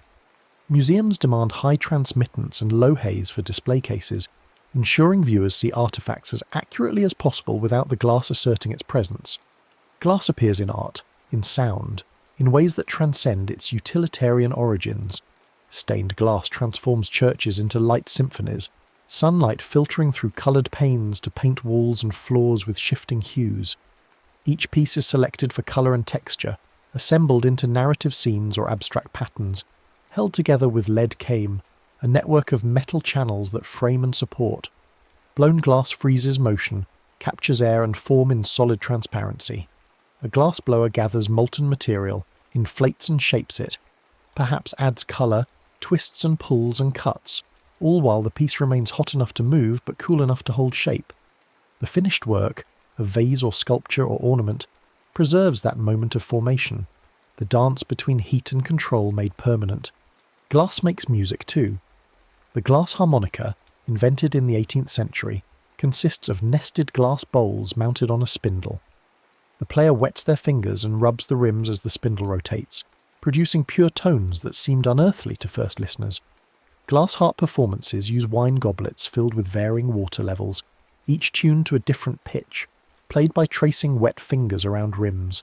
The music is ethereal, fragile, a reminder that glass can sing as well as shelter. Safety and failure modes shape how glass is used, the old man continued. Annealed glass, the ordinary kind, breaks into long shards radiating from the impact point. Radial cracks run outward. Concentric cracks circle the impact, mapping the release of stored energy. These shards are dangerous, capable of causing serious injury. Designers avoid annealed glass in locations where breakage might harm people. Tempered glass shatters into small cubes, less, likely to cause deep cuts. Laminated glass holds together like a spiderweb, panes cracked but still in place. Choosing the right glass means choosing the right failure mode, engineering safety into the material itself. Recycling glass is remarkably efficient, the craftsman said. Crushed recycled glass, called cullet, lowers the melting temperature required to make new glass, saving energy. Clear cullet produces clear glass. Mixed cullet yields coloured glass, the combined tints blending into browns and greens. Bottles, jars, windows, all can be recycled repeatedly with minimal loss of quality. The same silica that began as sand, transformed into glass, used and discarded, can be reborn again and again. Telescopes demand glass at its most exacting. The mirrors in great observatories must be shaped to tolerances measured in wavelengths of light. Any deviation distorts the image, blurs stars into smears. Some mirrors are single pieces, tons of glass cast and ground into parabolic perfection. Others are segmented, honeycombs of hexagons aligned by computer-controlled actuators. Coatings must be renewed periodically as they degrade. Dust is an eternal enemy. even a thin layer scattering and absorbing precious photons. Cleaning such mirrors is a ritual of care, using methods that remove contamination without scratching delicate surfaces. Space telescopes escape atmospheric distortion but face their own challenges. Launching such instruments subjects them to vibration and acceleration. Mirrors must be light yet rigid. Some are made from materials that barely expand with temperature, maintaining shape as the telescope moves between sun and shadow. Others use active cooling or heating to stabilize temperatures. Every component is tested exhaustively, because there is no second chance. Once in orbit, the telescope must function perfectly, or years of work and billions in investment become orbital debris. Everyday demonstrations reveal glass's nature gently, the old man said. Place a coin behind low-iron glass and behind ordinary glass. The low-iron version shows the coin's true colours, the ordinary glass adds a green tint. Put a drop of water on a scratched lens and the scratch vanishes temporarily, the water's refractive index matching the glass closely enough to fill the scratch and make it optically invisible. Breathe on glass treated with anti-fog coating, and the moisture spreads into a thin, even film rather than beading into droplets that scatter light. These small tricks demonstrate principles without equations, making the invisible visible. The boy looked out the window again, rain still falling, the glass between him and the storm doing its quiet work. "We see through sand," he said slowly, testing the words. "Yes," the old man said. "Sand heated until it forgets order, cooled before it remembers, shaped by human hands and human need. We live surrounded by glass, so common we forget its strangeness. Windows, screens, lenses, bottles, fibres, mirrors, all of them silica transformed, all of them shaping light to serve us. Glass sits between us and the world," the craftsman continued, his voice soft now, the fire burning lower. "It keeps weather out but lets light in. It bends light to correct our vision, to magnify the small and bring near the distant. It carries our voices and data across oceans as pulses of light in fibres thinner than cobwebs. It reflects our faces back to us, sometimes truthfully, sometimes distorted by design. It protects us, contains our food and drink, decorates our spaces, enables our science. And it does all this quietly, nearly invisibly, asking nothing in return. When glass is working well, you do not notice it. You see through it to what lies beyond. Only when it breaks, or fogs, or distorts do you remember it is there at all." The rain began to soften, individual drops becoming mist. The fire crackled and settled. The boy touched the pane again, this time understanding what he held. Not just a thing, but a transformation. Not just matter, but light made manageable. "Will you teach me to make it?" he asked. The old man smiled. "Yes," he said, "but first you must understand sand, and fire, and patience. Glass does not hurry. It flows in its own time, cools at the pace physics dictates, cannot be rushed without cost. You will learn to watch temperature, to judge viscosity by eye and feel, to know when to blow and when to let it rest. You will burn yourself, cut yourself, fail more than you succeed at first. But in time, if you persist, you will coax sand into transparency, shape light itself, hold in your hands something that was once only grains scattered by wind." The boy nodded, solemn now, sensing the weight of what he had asked. The old craftsman rose, moved to the window, placed one weathered hand flat against the cool glass. Beyond, the world emerged from rain, colours brightening as clouds thinned. Light shifted, angles changed, and for a moment the glass caught the low sun, flaring gold before returning to transparency. "This is the work," the old man said quietly, "to make something that disappears, to craft a barrier that permits passage, to freeze disorder into clarity, sand learning to pass light, silver learning to send it back, the simplest way to see, made near invisible by design." Outside the rain stopped entirely, a bird called. The glass, having done its work through the storm, stood silent and clear, waiting for the next weather, the next need, the next moment when humans would look through it and forget it was there at all. "The next story is about to begin, please relax and enjoy. Before men knew the secret of the forge, before bronze gleamed in sunlight or iron sang against stone, there were only sharpened rocks and splintered wood. The world was vast and wild, and humanity, soft of skin and slow of foot, clung to survival by wit alone. It was fire that changed everything. Not the tame flame of the hearth, though that too was a gift, but the discovery that flame could transform. That heat, applied with patience and purpose, could turn dull earth into something harder than bone, sharper than claw.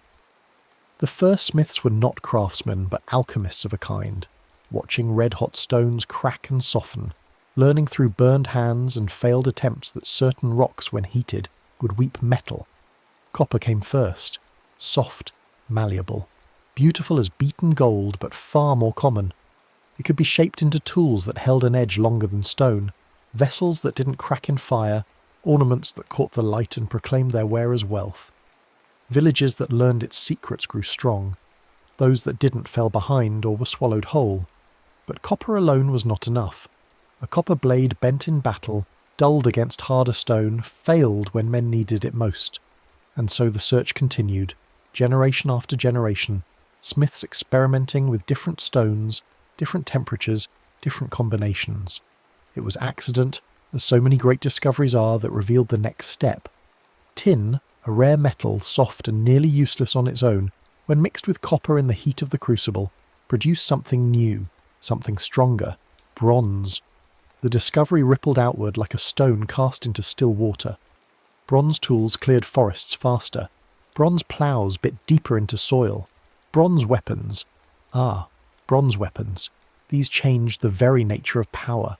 A man with a bronze sword could face 10 with copper. A king with bronze-armed warriors could carve an empire from the flanks of his neighbours. The Bronze Age had begun, though no one living then would have called it such. They knew only that the world had grown harder, sharper, more dangerous, that smiths became valued as priests once were, their forges sacred spaces where earth became something more than earth. The earliest bronze smiths worked in secrecy, guarding their knowledge as jealously as any miser guards gold. The ratios were crucial. Too much tin and the metal grew brittle, shattering on impact. Too little, and it remained soft as copper. 9 parts copper to 1 part tin. This was the formula whispered from master to apprentice, protected by oaths and sometimes by blood. Kingdoms rose on the strength of their bronze. In Mesopotamia, in the valley between 2 rivers, cities grew tall behind bronze-tipped walls. In Egypt, pharaohs commanded armies sheathed in bronze scale, their chariots fitted with bronze wheels that could crush bone without breaking. Across the sea, in Crete, the palace at Knossos held storerooms stacked with bronze ingots, each stamped, with the sign of the double axe.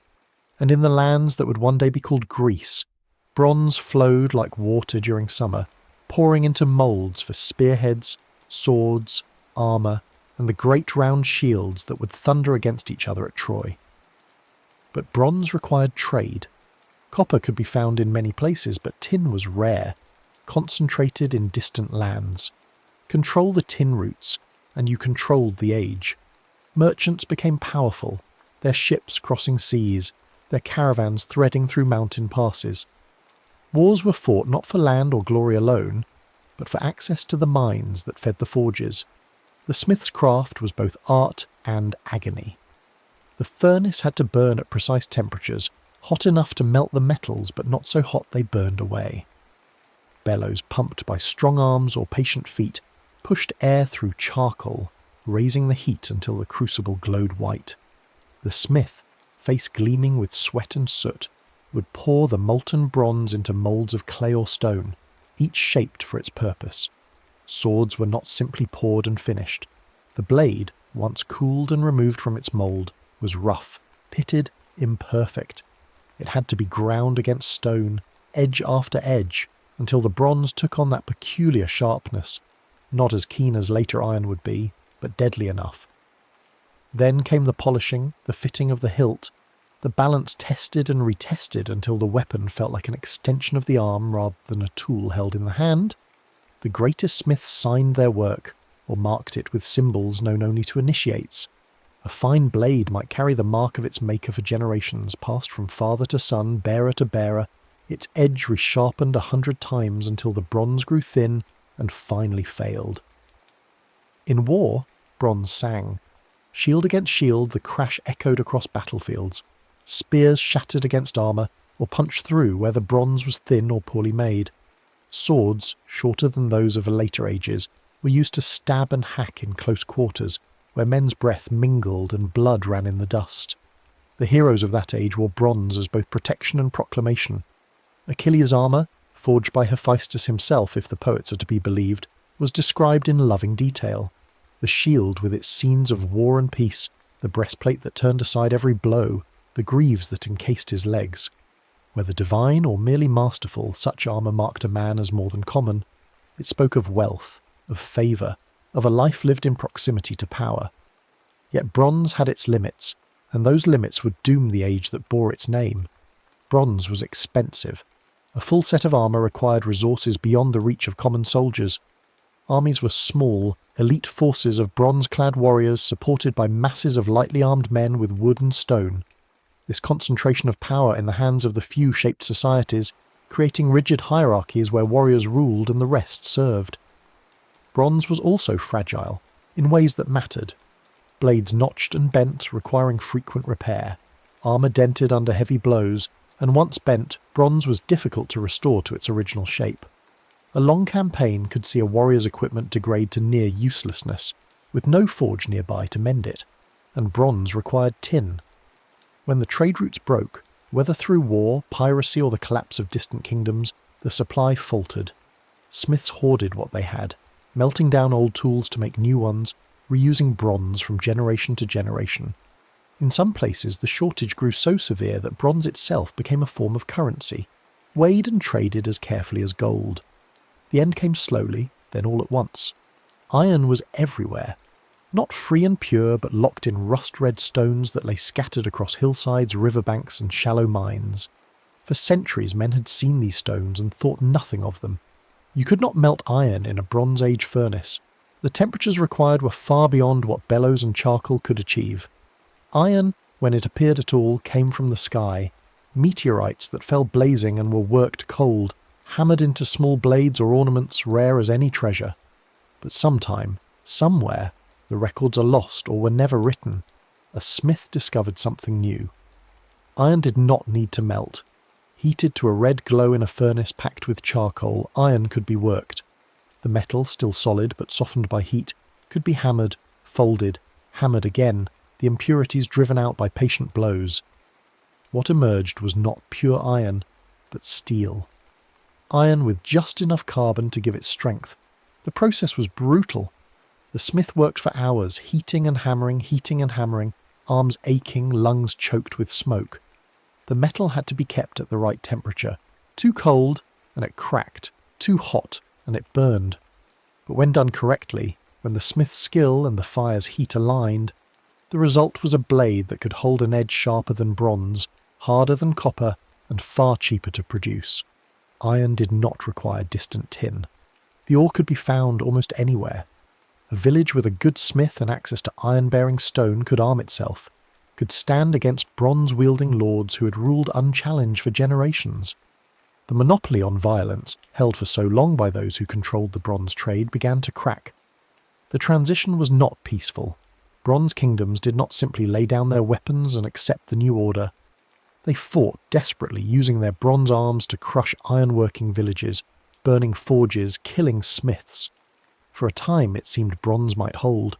The old powers were entrenched, their armies disciplined, their treasuries deep. But iron spread like water, finding cracks in stone. A smith driven from one village would appear in another. The knowledge, once learned, could not be unlearned. And every soldier who picked up an iron blade and found it lighter, sharper, more reliable than bronze, became a convert to the new age. The collapse, when it came, was total. Historians call it the Bronze Age collapse, a cascade of disasters that swept across the Mediterranean and Near East around 1200 BCE. Cities burned, empires fell, trade routes vanished. The great palace economies that had sustained the bronze trade crumbled, and with them went the old certainties.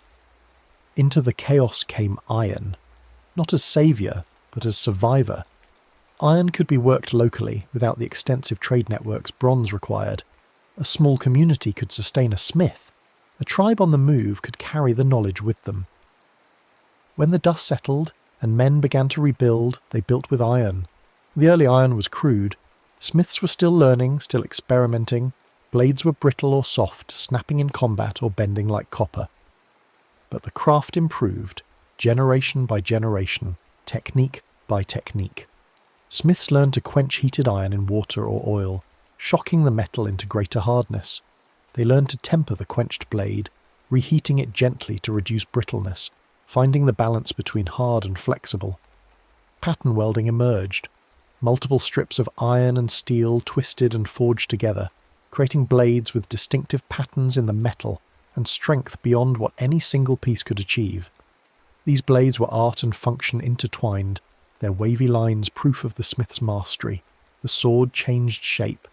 Bronze swords, limited by the metal's properties, had been relatively short, designed for stabbing as much as cutting.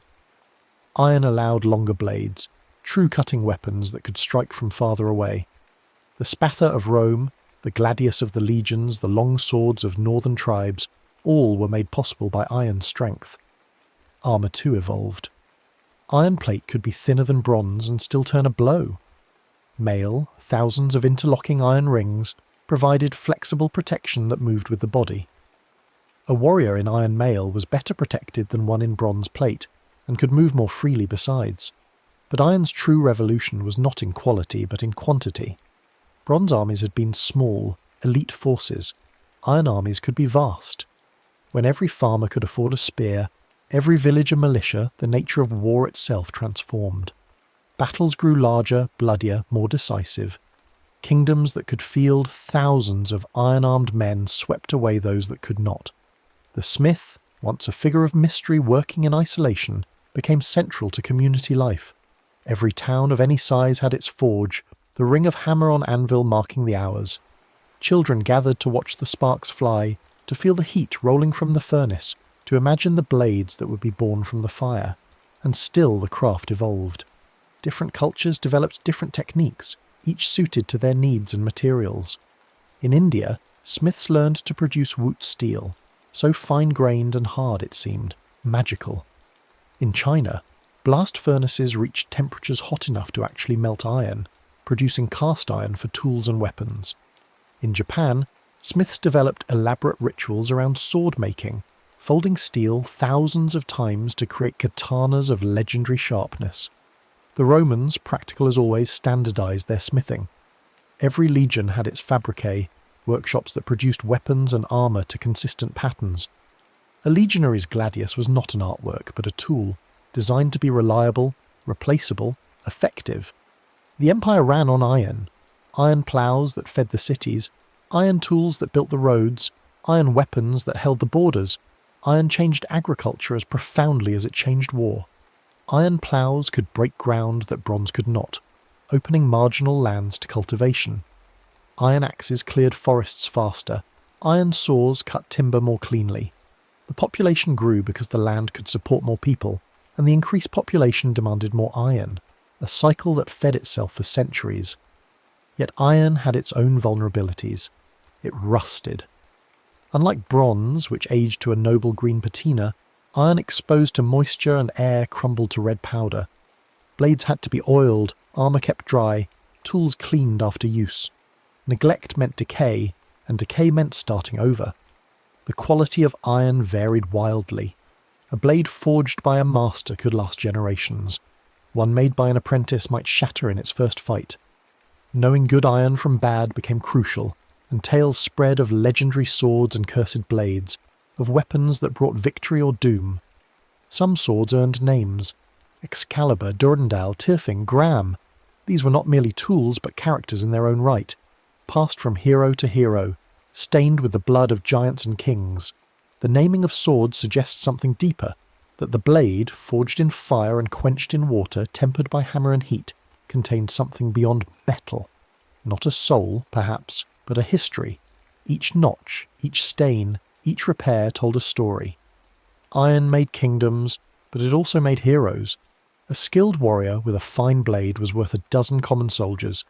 Legends grew around swordsmen whose speed and strength seemed superhuman. Miyamoto Musashi in Japan, William Marshall in England, the warriors of myth and saga who could cut through enemies like wheat before the scythe. But heroism in iron was different from heroism in bronze. The Homeric heroes fought in single combat, their bronze arms gleaming, their deeds witnessed by gods.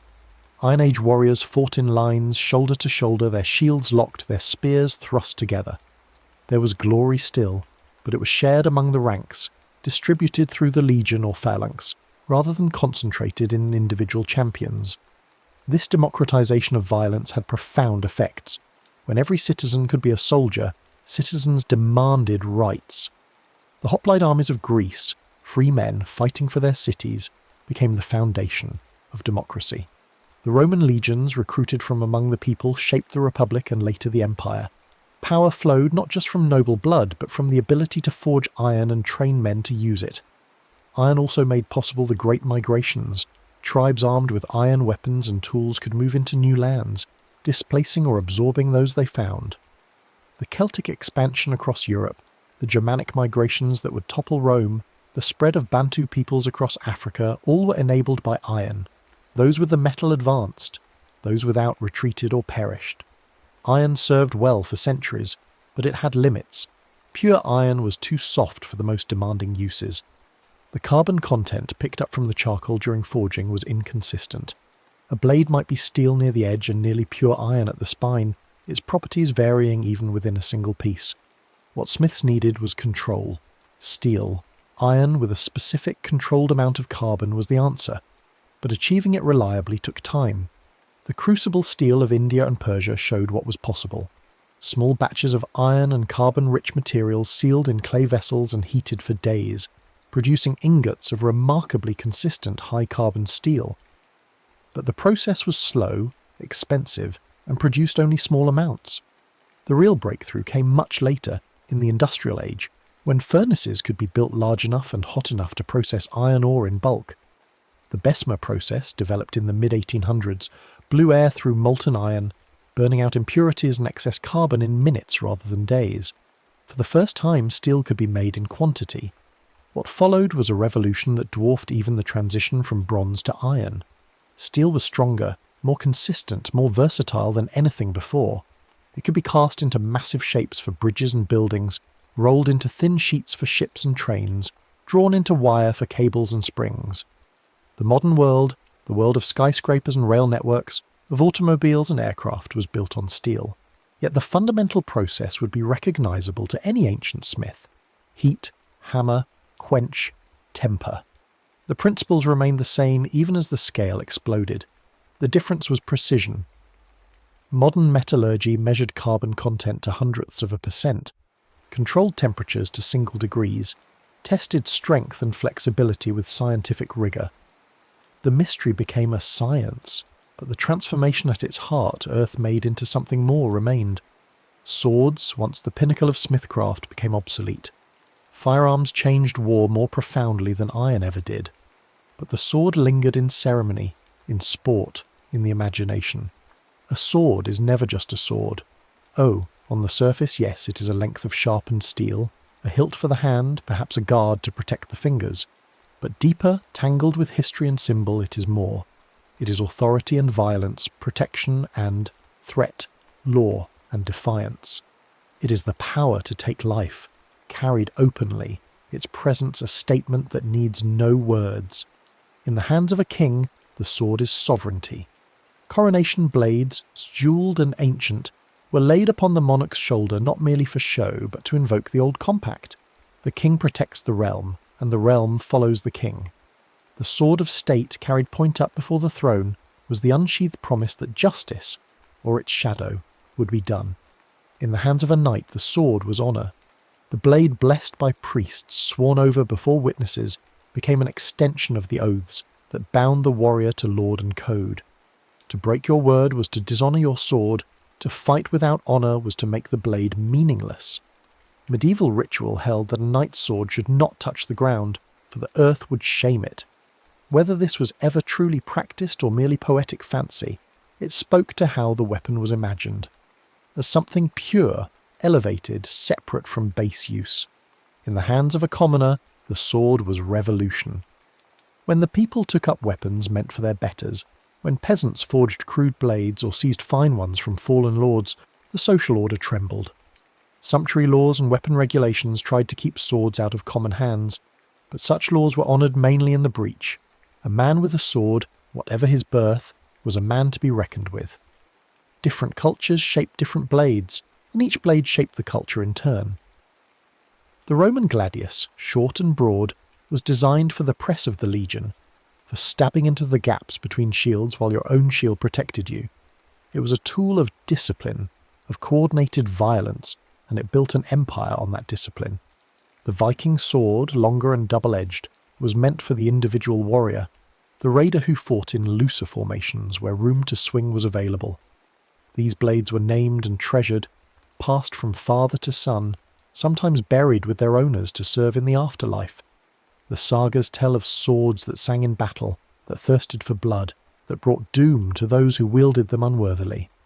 The Japanese katana, curved and single-edged, was designed for the draw cut, a technique where the blade was drawn from the scabbard and swept through the target in a single motion. The curve helped the blade slide rather than chop, and the differential hardening, soft spine, hard edge gave flexibility and sharpness together. The katana became the soul of the samurai, its forging ritualized, its care a meditation. The longswords of medieval Europe, with their cross-guards and longer hilts, allowed two-handed grips for more powerful strikes. These were weapons for armoured combat, designed to bash through defences or find the gaps in plate. Curved sabres, adopted widely in cavalry, were ideal for slashing from horseback. The curve concentrated force at the tip during a swing, and the motion of the horse added speed and power. Hussars and dragoons, Cossacks and Mamluks all favoured the sabre for mounted combat. Rapiers, slim and lethal, emerged as armour declined and civilian duelling rose. These were precision weapons designed to slip past defences and find the heart or throat. The rapier duelist relied on speed, timing, and technique rather than strength. Fencing became an art, and the swordsman an artist, his blade an extension of his will. But weapons carried weight beyond their physical mass. Every blade used in anger bound the wielder to its consequences. A soldier who killed in war carried those deaths, whether mourned or forgotten. A duelist who ran his opponent through might claim honour, but the blood remained. And the executioner's sword, heavy-bladed and blunt-tipped, carried the weight of the state's judgment, each swing ending a life by decree rather than passion. Swords appeared in law as well as war.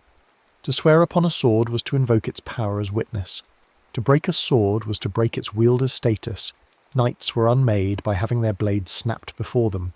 To present a sword, hilt first was to offer peace. To present it point first was to offer battle. Magic clung to swords in story and sometimes in belief.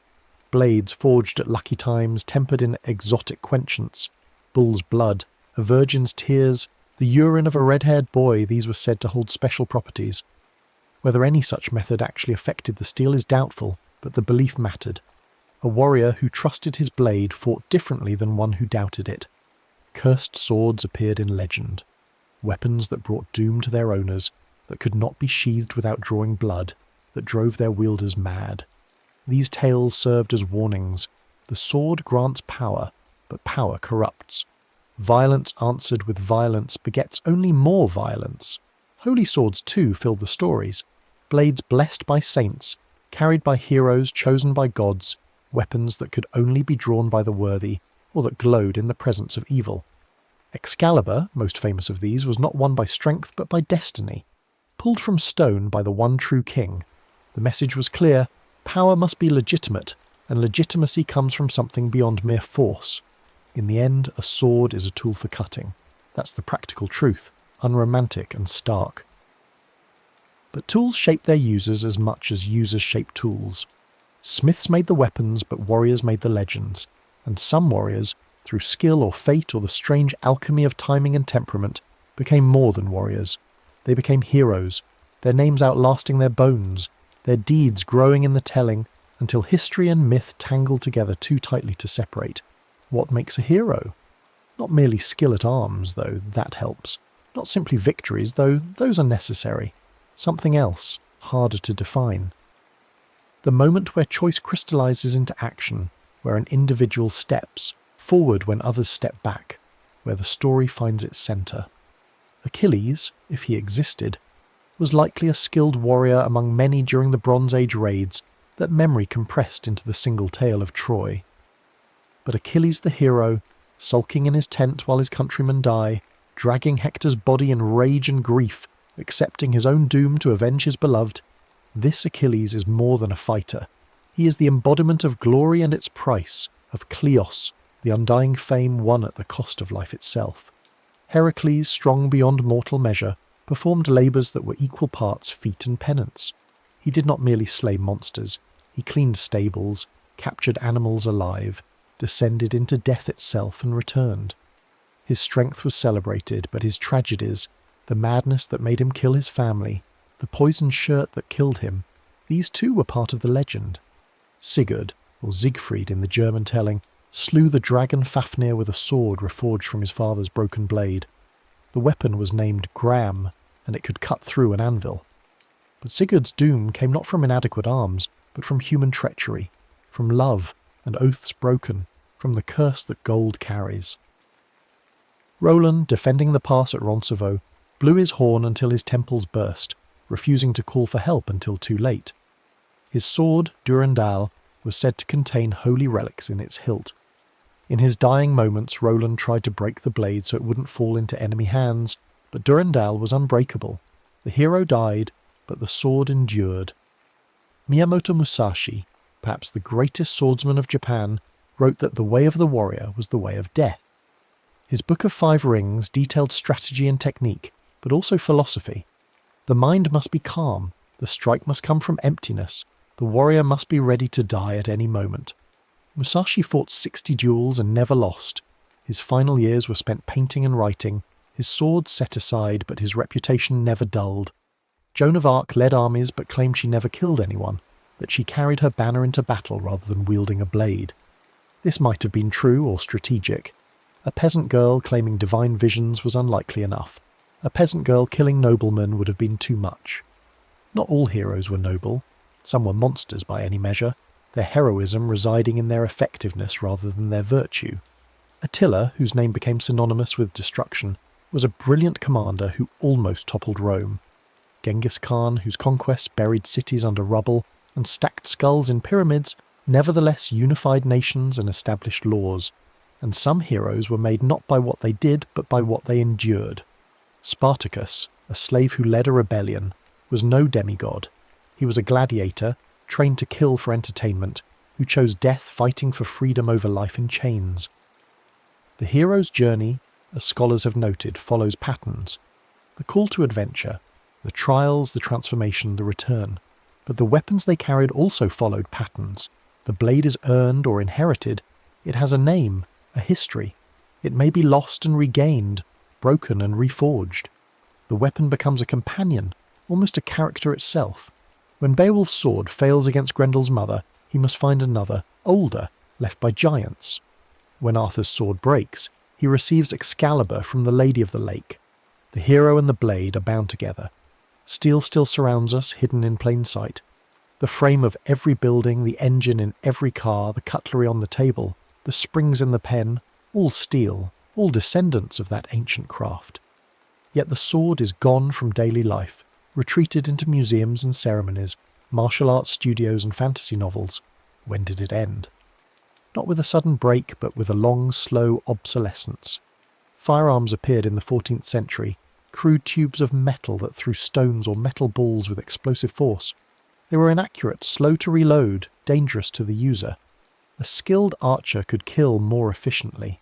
A knight in armour could charge through gunfire and cut down gunners before they could reload. But firearms improved, generation by generation. Matchlocks gave way to wheel-locks, then flintlocks. Barrels grew rifled, spinning the bullet for accuracy. Cartridges replaced loose powder, speeding reload times.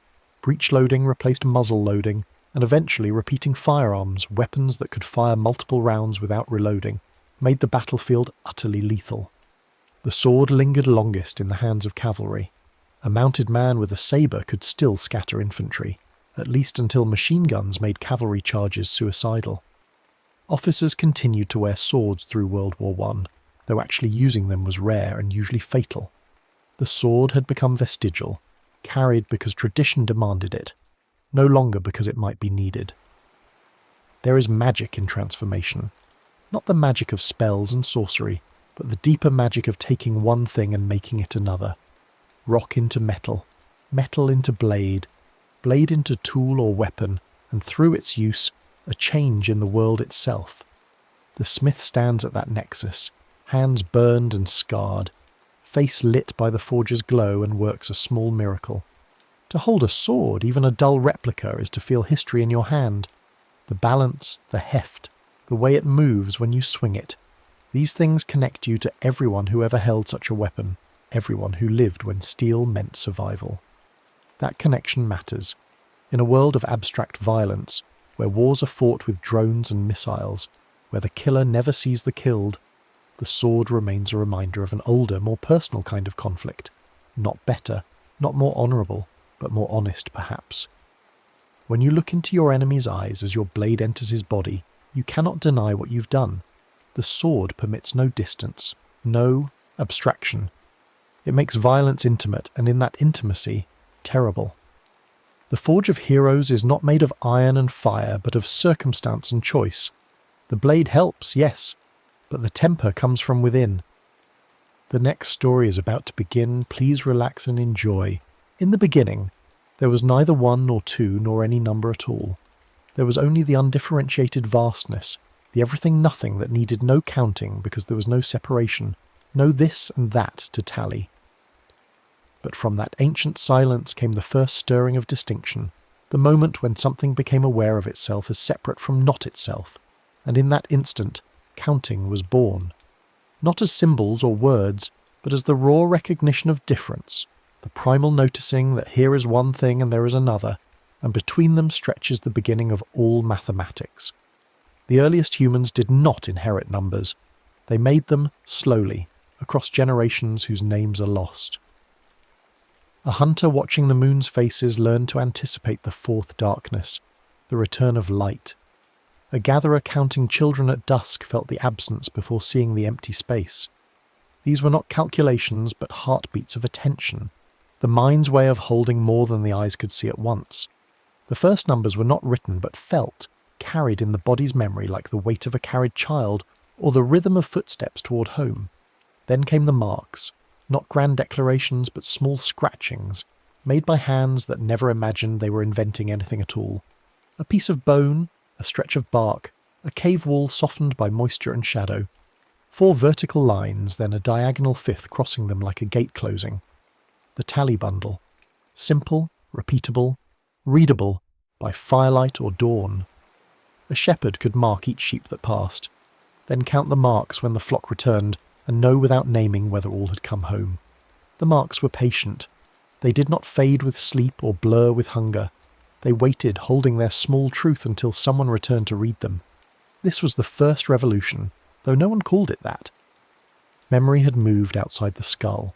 A mark on wood could outlast the person who made it, could be read by a stranger, could survive winter. The tally was a bridge between minds, between moments. It said, I was here, I counted this, and now you can know what I knew. In those scratches lies the seed of every spreadsheet, every database, every ledger that has ever balanced or failed to balance. Counting began as an act of care, a way to remember what mattered enough to mark. But tallies alone could not grow large. Try marking 1,000 with single strokes and the eye drowns in a forest of lines. The mind needs chunking, grouping, hierarchy. And so the body offered its first abacus, 10 fingers, held high in sunlight or low by the fire. Counting on fingers is so old it feels like instinct, but it is learned, passed from parent to child in the same breath as language. 1 finger, 2, 3, up to 10, then the hands reset or the count continues on to toes.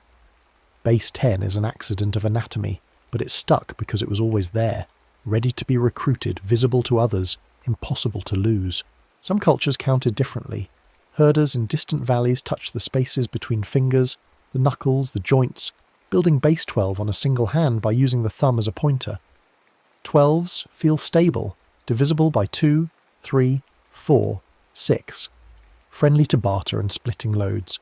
Others used base 20, fingers and toes together, which left traces in their language. 4 20s for 80, a count that travels up the whole body before resetting. The base we use shapes the numbers we favour, the prices we set, the hours we divide. Counting is ergonomics before it is abstraction, a tool fit to the hand that holds it. As settlements grew, so did the need for larger counts and longer memories. Pebbles replaced fingers. Small stones slid into grooves scratched in clay or wood, one groove for ones, another for tens, another for hundreds. The stones themselves held no value, only their position mattered. A calculus, they called it. A little stone. Move 3 stones from the ones groove to make room, add 1 to the tens groove, and you have performed addition without symbols, without ink. The answer lives in the arrangement, not in marks. Merchants became fast at this, their fingers dancing over rows, seeing sums as shapes, reading speed into rhythm. The abacus is a musical instrument for arithmetic, each bead a note, each column a scale. But language carried its own arithmetic, hidden in the words themselves. Some tongues named only 1, 2, and many, stopping where daily life rarely needed more. Others built elaborate word chains for every number up to 100, each name a compound of roots that pointed backward to fingers, heaps, or ancestors. In some languages, 20 is said as 1 person, meaning all the digits of hands and feet. In others, 11 is 1 over 10, and 20 is 2 tens. These are not translations but choices, small cultural answers to the question of how often a number needs its own name. The words we inherit shape what feels easy to say, and therefore easy to think. Then came the idea that changed everything, though it arrived quietly without fanfare. Place value. The notion that a symbol's meaning depends on where it sits. In a tally, every mark means 1. But in a place value system, the same digit can mean 1, or 10, or 100, depending on its column. This seems simple now, so simple we teach it to children before they lose their first tooth, but it was not obvious. For centuries, systems like Roman numerals resisted it. An X always meant 10, no matter where it appeared. Addition was possible but clumsy. Multiplication was a specialist's craft. Place value collapsed that complexity, turning arithmetic from a rare skill into a common one.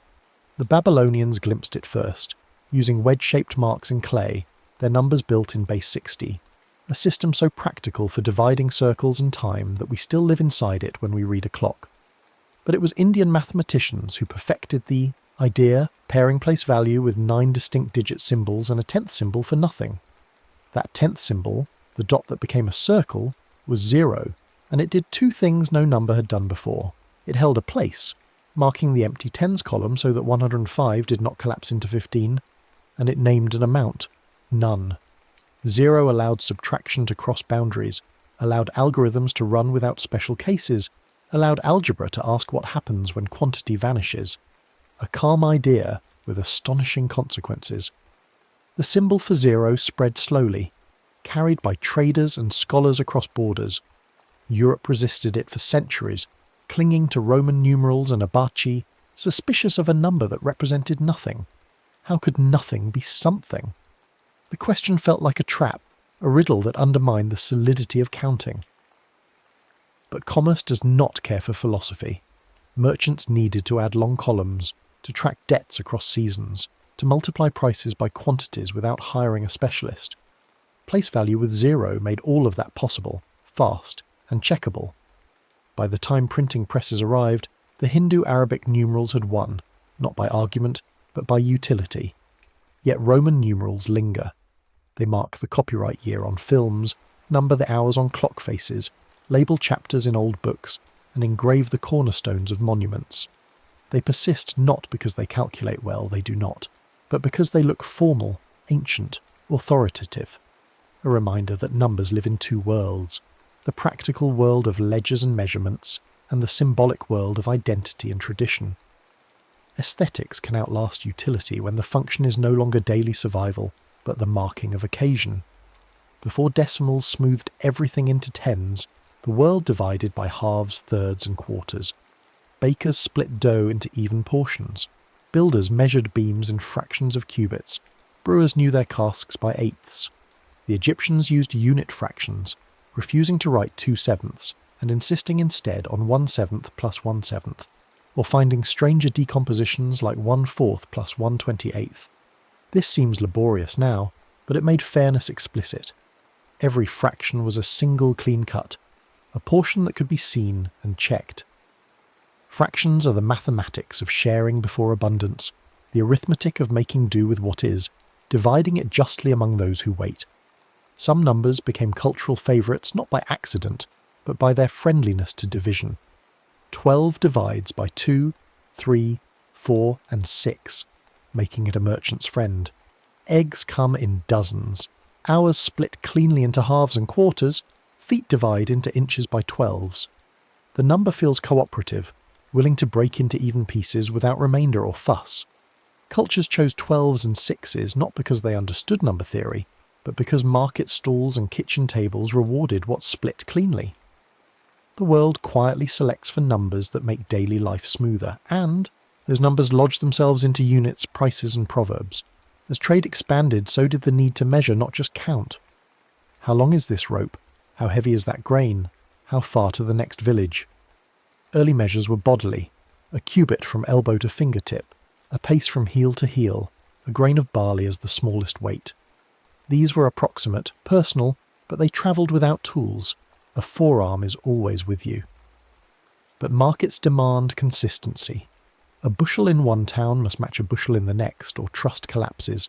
Standardization crept in, first as royal decrees, this rod is the king's foot, this weight the true pound, and later as international agreements. The metric system cleaned the table with tens, aligning all measures to a single base, making conversion a matter of shifting decimal points rather than memorizing tables. Units are agreements more than truths, social contracts written in measurement. As numbers grew, intuition failed. We feel the difference between 3 and 4, can picture 5 without counting. But beyond a handful, the mind goes blurry. 1,000, 1,000,000, 1,000,000,000. These are not quantities we sense, but magnitudes we calculate.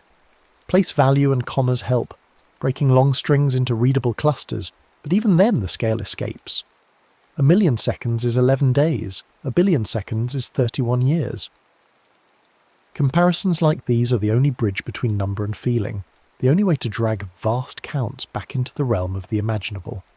Large numbers live mostly as symbols, their size understood through analogy rather than direct experience. Hidden among the integers are the primes, numbers that refuse to be divided evenly by anything smaller than themselves. 2, 3, 5, 7, 11. These are the atoms of arithmetic, the building blocks from which all other numbers are made by multiplication. The primes scatter irregularly along the number line, their gaps widening on average but unpredictably in detail. No formula generates them neatly, no pattern governs their arrival. They have been studied for millennia, not for practical use at first, but for the beauty of the puzzle. Now they secure encryption, their difficulty protecting passwords and transactions. They also appear in nature, in the life cycles of cicadas that emerge every 13 or 17 years, avoiding predators locked to shorter cycles. Simple rules yield deep mystery. Primes remind us that the world's order is neither perfectly regular nor entirely random. Numbers reveal patterns when arranged spatially. Multiplication tables form grids where diagonal stripes and symmetries appear. Pascal's triangle, a simple pyramid built by adding neighbours, blooms with binomial coefficients, Fibonacci sequences, and fractal self-similarity.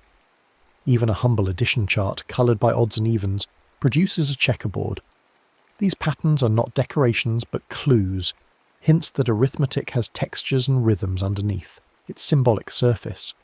Numbers become music when you see them as shapes, and shapes become numbers when you count their structure. Uncertainty, too, can be counted. A die has 6 faces. Roll it, and any face might land up, but over many rolls each face appears about 1/6 of the time. Probability begins here, in the simple act of listing possibilities and counting how many satisfy a condition. What are the chances of drawing 2 red cards in a row from a shuffled deck? Count the favourable outcomes, count the total outcomes, divide. The calm insight. Randomness is not lawless. Averages tell truths that single events cannot. Weather, insurance and genetics all rest on this foundation. Counting the possible, weighing the likely, preparing for distributions rather than certainties. Some numbers grow by doubling. A single bacterium becomes 2, then 4, then 8. Interest compounds, rumours spread, populations explode. Exponential growth feels slow at first, then shockingly fast. each step larger than all previous steps combined. Logarithms, the inverse of exponents, turn this multiplication into addition, making slide rules possible and mental estimation easier. If something doubles every year, ask not how big it will be, but how many doublings it will take. Exponents are time made numeric, a way to compress long sequences into a single power. Everyday life rewards rough calculation. In a grocery aisle, round prices to the nearest dollar, group items by tens, estimate totals before the register. At a restaurant, split a bill by friendly numbers, rounding up to include the tip. Estimation is permission to be wrong by a little in order to be fast and confident. It privileges sanity checks over precision, catching errors in magnitude before they compound. The skill is not taught as often as is exact arithmetic, but it is used more often, a quiet fluency that separates those who fear numbers from those who play with them lightly. Some numbers guard others. A check digit, calculated from the digits that precede it, catches typos and transpositions. Barcodes use them, credit card numbers end with them, ISBNs encode them. The idea is simple. Weight each digit by position, sum them, and see if the result follows a rule, divisible by 10, matching a particular remainder. If a number fails the check, it is almost certainly wrong. This invisible net catches most accidental errors before they propagate, a small redundancy that makes modern infrastructure possible. Counting protects counting, a loop of verification woven through transaction systems. Calendars, too, are counted patterns, compromises between incommensurable cycles. The moon circles the Earth in roughly 29.5 days, but 12 lunar months fall short of a solar year. The 7-day week belongs to neither, a cultural rhythm inherited from ancient Near Eastern traditions, neither lunar nor solar but simply habitual. To keep planting seasons aligned with dates, leap years add a day, every 4 years, with exceptions every 100 years, and exceptions to those exceptions every 400 years. The arithmetic is fussy but necessary, a set of corrections that keep January in winter and August in summer. Calendars are negotiations with astronomy encoded in the arithmetic of days. Not all counting uses digits. In the Andes, Quipus recorded data in knotted chords, each knot a number, each colour a category, each chord a ledger line. In parts of Africa, drum rhythms carried census counts across distances, the beats naming quantities without words. In Polynesia, notches on sticks tracked fish caught per season, the pattern readable without language. These systems are not primitive but tailored, matching the form of counting to the medium at hand. Structure can encode information as surely as symbols. Sometimes the structure is the message, but numbers, for all their clarity, can mislead. An average hides the shape of data. A mean income says nothing about the gap between rich and poor. A mean temperature says nothing about daily swings. A large sample of biased data remains biased, no matter how many observations it contains. Before trusting a count, ask how it was gathered, what it includes, what it ignores. Numbers look decisive, but they are always abstractions, summaries that collapse detail. The calm rule: question the counting method before accepting the count. Some numbers feel complete in themselves. Triangular numbers, 1, 3, 6, 10, stack as pebbled pyramids, each row one pebble longer than the last. Square numbers tile into grids without gaps. Perfect numbers, rare and strange, equal the sum of their divisors. 6 is 1 plus 2 plus 3, 28 is 1 plus 2 plus 4 plus 7 plus 14. These are not useful in daily life, but they satisfy something in the mind, a recognition of order and closure. Small perfect things, geometries where arithmetic and shape align. Counting can also calm. Breath practices use numbers to slow the heart. Inhale for 4 counts, hold for 7, exhale for 8. The attention required to count crowds out anxious thoughts. The rhythm steadies the nervous system. Repeating primes, 2, 3, 5, 7, 11, occupies the mind without summoning images that might disturb. Counting becomes a lullaby, a tether for attention, a gentle discipline that loosens the grip of wakefulness and allows sleep to arrive. From the first scratch on bone to the zeros flickering in server farms, counting is the low hum beneath civilization. It is markets settling at dusk, calendars turning over at midnight, steps counted by devices in pockets, debts tracked across generations. Every number is a memory kept, a sum shared, a preparation for tomorrow. The arithmetic is often invisible, embedded in prices and schedules and the quiet confidence that what was counted once can be counted again. It is the gentlest of technologies, requiring no fuel but attention, no power but patience.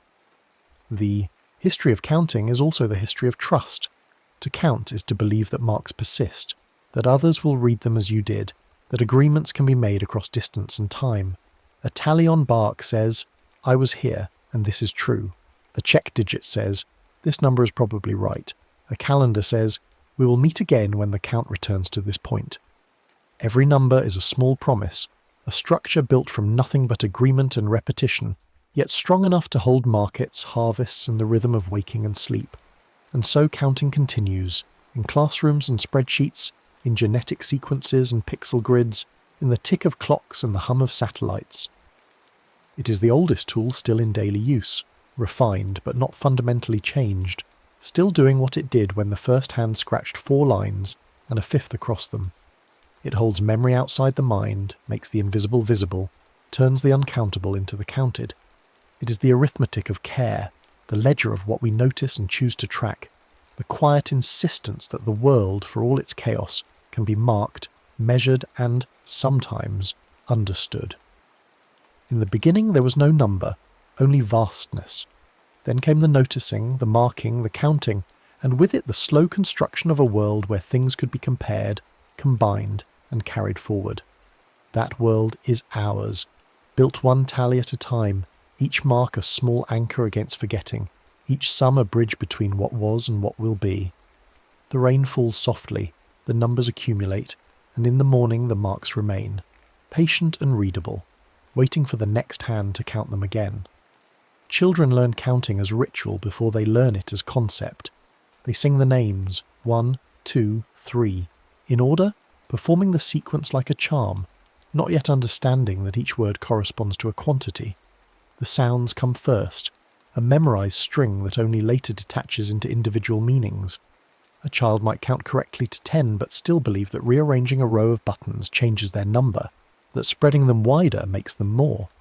The leap from recitation to conservation, from chant to comprehension, is slow and uneven, different for each mind. We are not born counting. We grow into it, gradually, learning to see quantity as a property that persists through transformation. Teachers use objects, blocks, beads, apples, to ground the abstractions. 1 apple can be touched, bitten, given away. 3 apples sit heavier in the hand than 2. The child learns by handling, by grouping and separating, by discovering that 5 can become 2, and 3, or 4 and 1, and still be 5. These are not axioms taught, but truths discovered through play. Arithmetic begins as physical manipulation, as the rearrangement of things in space, and only later migrates to symbols on paper. The journey from concrete to abstract is not a straight path, but a spiral, revisiting the same ideas at deeper levels, until numbers float free of their original objects and become entities in their own right. Some children take to counting naturally, delighting in the patterns, finding comfort in the predictability of increment. Others resist, confused by the gap between the symbols and the sensations, unsure why adults care so much about assigning names to quantities. There is no moral dimension to this difference, only variation in the way minds attend to the world. Some see quantity first, others see colour, shape, or story. Mathematics education often treats the first group as normal, and the second as deficient, but both are simply human. The trick is not to force everyone through the same narrow gate, but to show how counting serves purposes that matter, how it lets you share fairly, plan journeys, build structures that stand, ensure that what you started with returns. In some classrooms, counting is taught through movement. Children hop on numbered tiles, clap in rhythm, arrange themselves in groups of 3 or 5. The body learns before the mind names what it knows. This is old wisdom, rediscovered cyclically. Counting is a bodily skill before it becomes abstract thought. The fingers remember, the feet keep time, the voice finds the cadence. When symbols arrive, the written 1, 2, 3, they attach to experiences already embodied, giving shape to what was previously only sound and motion. As children grow, the numbers grow with them. Addition and subtraction at first are just counting forward and back. Multiplication is counting in leaps, a faster way to reach the same totals. Division is sharing or grouping, making equal piles until nothing remains. These operations do not feel like new inventions, but like natural extensions of the original act of counting, new ways to move through number space. The abstractions come later, negative numbers that cannot be held, fractions that name parts, variables that stand for unknowns, but they build on the foundation laid in early childhood, when counting was a song and 4 meant 4 beads on a string. Yet even adults carry remnants of that early concreteness. We visualize numbers spatially, seeing them rise on a number line, picturing larger numbers to the right and smaller to the left. This is learned, not innate. Some cultures picture numbers rising upward, others see them flowing in other directions. But once learned, the spatial metaphor becomes invisible, shaping how we think about magnitude, direction, and change. Numbers are not just quantities, but positions, locations on a mental landscape we navigate without conscious effort. The tools we use to count shape the counting we do. When calculation required a barchi or written tallies, only those trained could handle large numbers quickly. Literacy in arithmetic was a specialised skill, the domain of clerks and merchants. The printing press changed this, making tables and textbooks cheap enough to spread. Then came mechanical calculators, clunky and precise, followed by electronic ones that fit in a pocket. Each wave of technology lowered the barrier to counting, shifting the cognitive load from memory and manual skill to interpretation and decision. Now a device can sum a column in an instant, but knowing whether the sum is reasonable still requires a human mind. The machines count, we judge the counts. This shift has made numeracy both easier and harder. Easier because the drudgery is automated, harder because the volume of numbers we encounter has exploded. Every transaction generates data. Every click is logged and counted. We swim in numbers, most of them invisible, aggregated into dashboards and charts that summarize without explaining. The old skills, mental arithmetic, rough estimation, feeling for magnitude, matter more, not less, because they are the only defense against drowning in digits we do not understand. A spreadsheet can lie as easily as it can tell the truth, and the lie is harder to spot when the numbers look clean and the formulas are hidden. In some schools now, children learn to code before they master long division. This is neither good nor bad, but a shift in emphasis, a recognition that algorithms are the new literacy. To code is to count in a new way, to write instructions that count on your behalf, looping and branching through possibilities faster than any human tally. The logic is still arithmetic, increment this, check if that. But the scale is different. A program can count to 1 billion without tiring, can search through millions of records in seconds. The child who writes such a program may not know the times tables by heart, but understands counting as process, as something that can be encoded and repeated. The nature of fluency is changing, and with it the shape of what we call numeracy. But underneath the technology, the ancient operations persist. A tally is still a mark, a sum is still the bringing together of separate counts. The faster we move, the more we rely on those foundations, often without knowing it. Every algorithm rests on addition, every search on comparison, every ranking on counting and sorting. The old arithmetic has not been replaced but buried under layers of convenience, doing its work invisibly, reliably, as it has for millennia. The hand that scratched 4 marks and a 5th in firelight would recognise the logic, if not the form, of what happens inside a microchip. There is also a politics to counting. Who gets counted and how determines who is seen, who receives resources, who exists in the official record. Censuses map populations but also erase those who slip through, the homeless, the undocumented, the ones who move too often to be pinned down. To be uncounted is to be invisible, to have no claim on services or representation. Counting can be an act of inclusion or exclusion, a way to acknowledge or ignore. The numbers are never neutral, though they pretend to be. Behind every count is a choice about what to measure and why. Businesses count obsessively, tracking inventory, sales, customer behaviour, seeking patterns in the noise. The goal is prediction, the ability to anticipate demand before it arrives, to optimise stock so that nothing sits unsold and nothing runs out. This is the arithmetic of efficiency, where waste is the enemy and every number is a lever for profit. But the counting can become its own purpose, the metrics displacing the mission, until what matters is not the quality of the product or the satisfaction of the customer, but the movement of numbers on a dashboard. When counting becomes separated from meaning, it becomes a ritual without purpose, a performance for its own sake.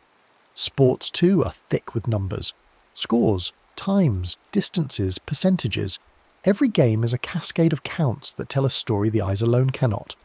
Statistics summarize seasons, rank players, predict outcomes.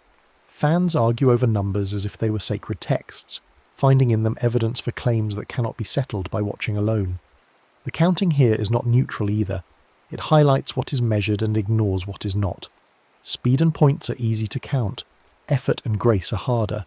The numbers shape the game, rewarding what they track and discouraging what they do not.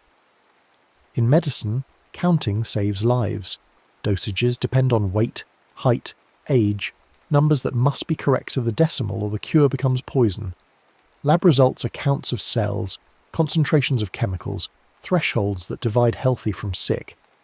Clinical trials rest on counting how many improve, how many worsen, how many stay the same, comparing treatment groups against controls. The entire edifice of evidence-based medicine is built on counting carefully, tracking outcomes, adjusting when the numbers shift. Here the stakes are human, immediate, and the arithmetic is unforgiving. Environmental science counts to understand collapse, how many species remain, how fast the ice melts, how much carbon accumulates in the air. These are counts made across decades, stitched together from scattered observations, adjusted for changing methods and missing data. The numbers are uncertain but necessary, the best guess at scales too large to see directly. They are predictions as much as measurements, models built on counts that project forward into possible futures.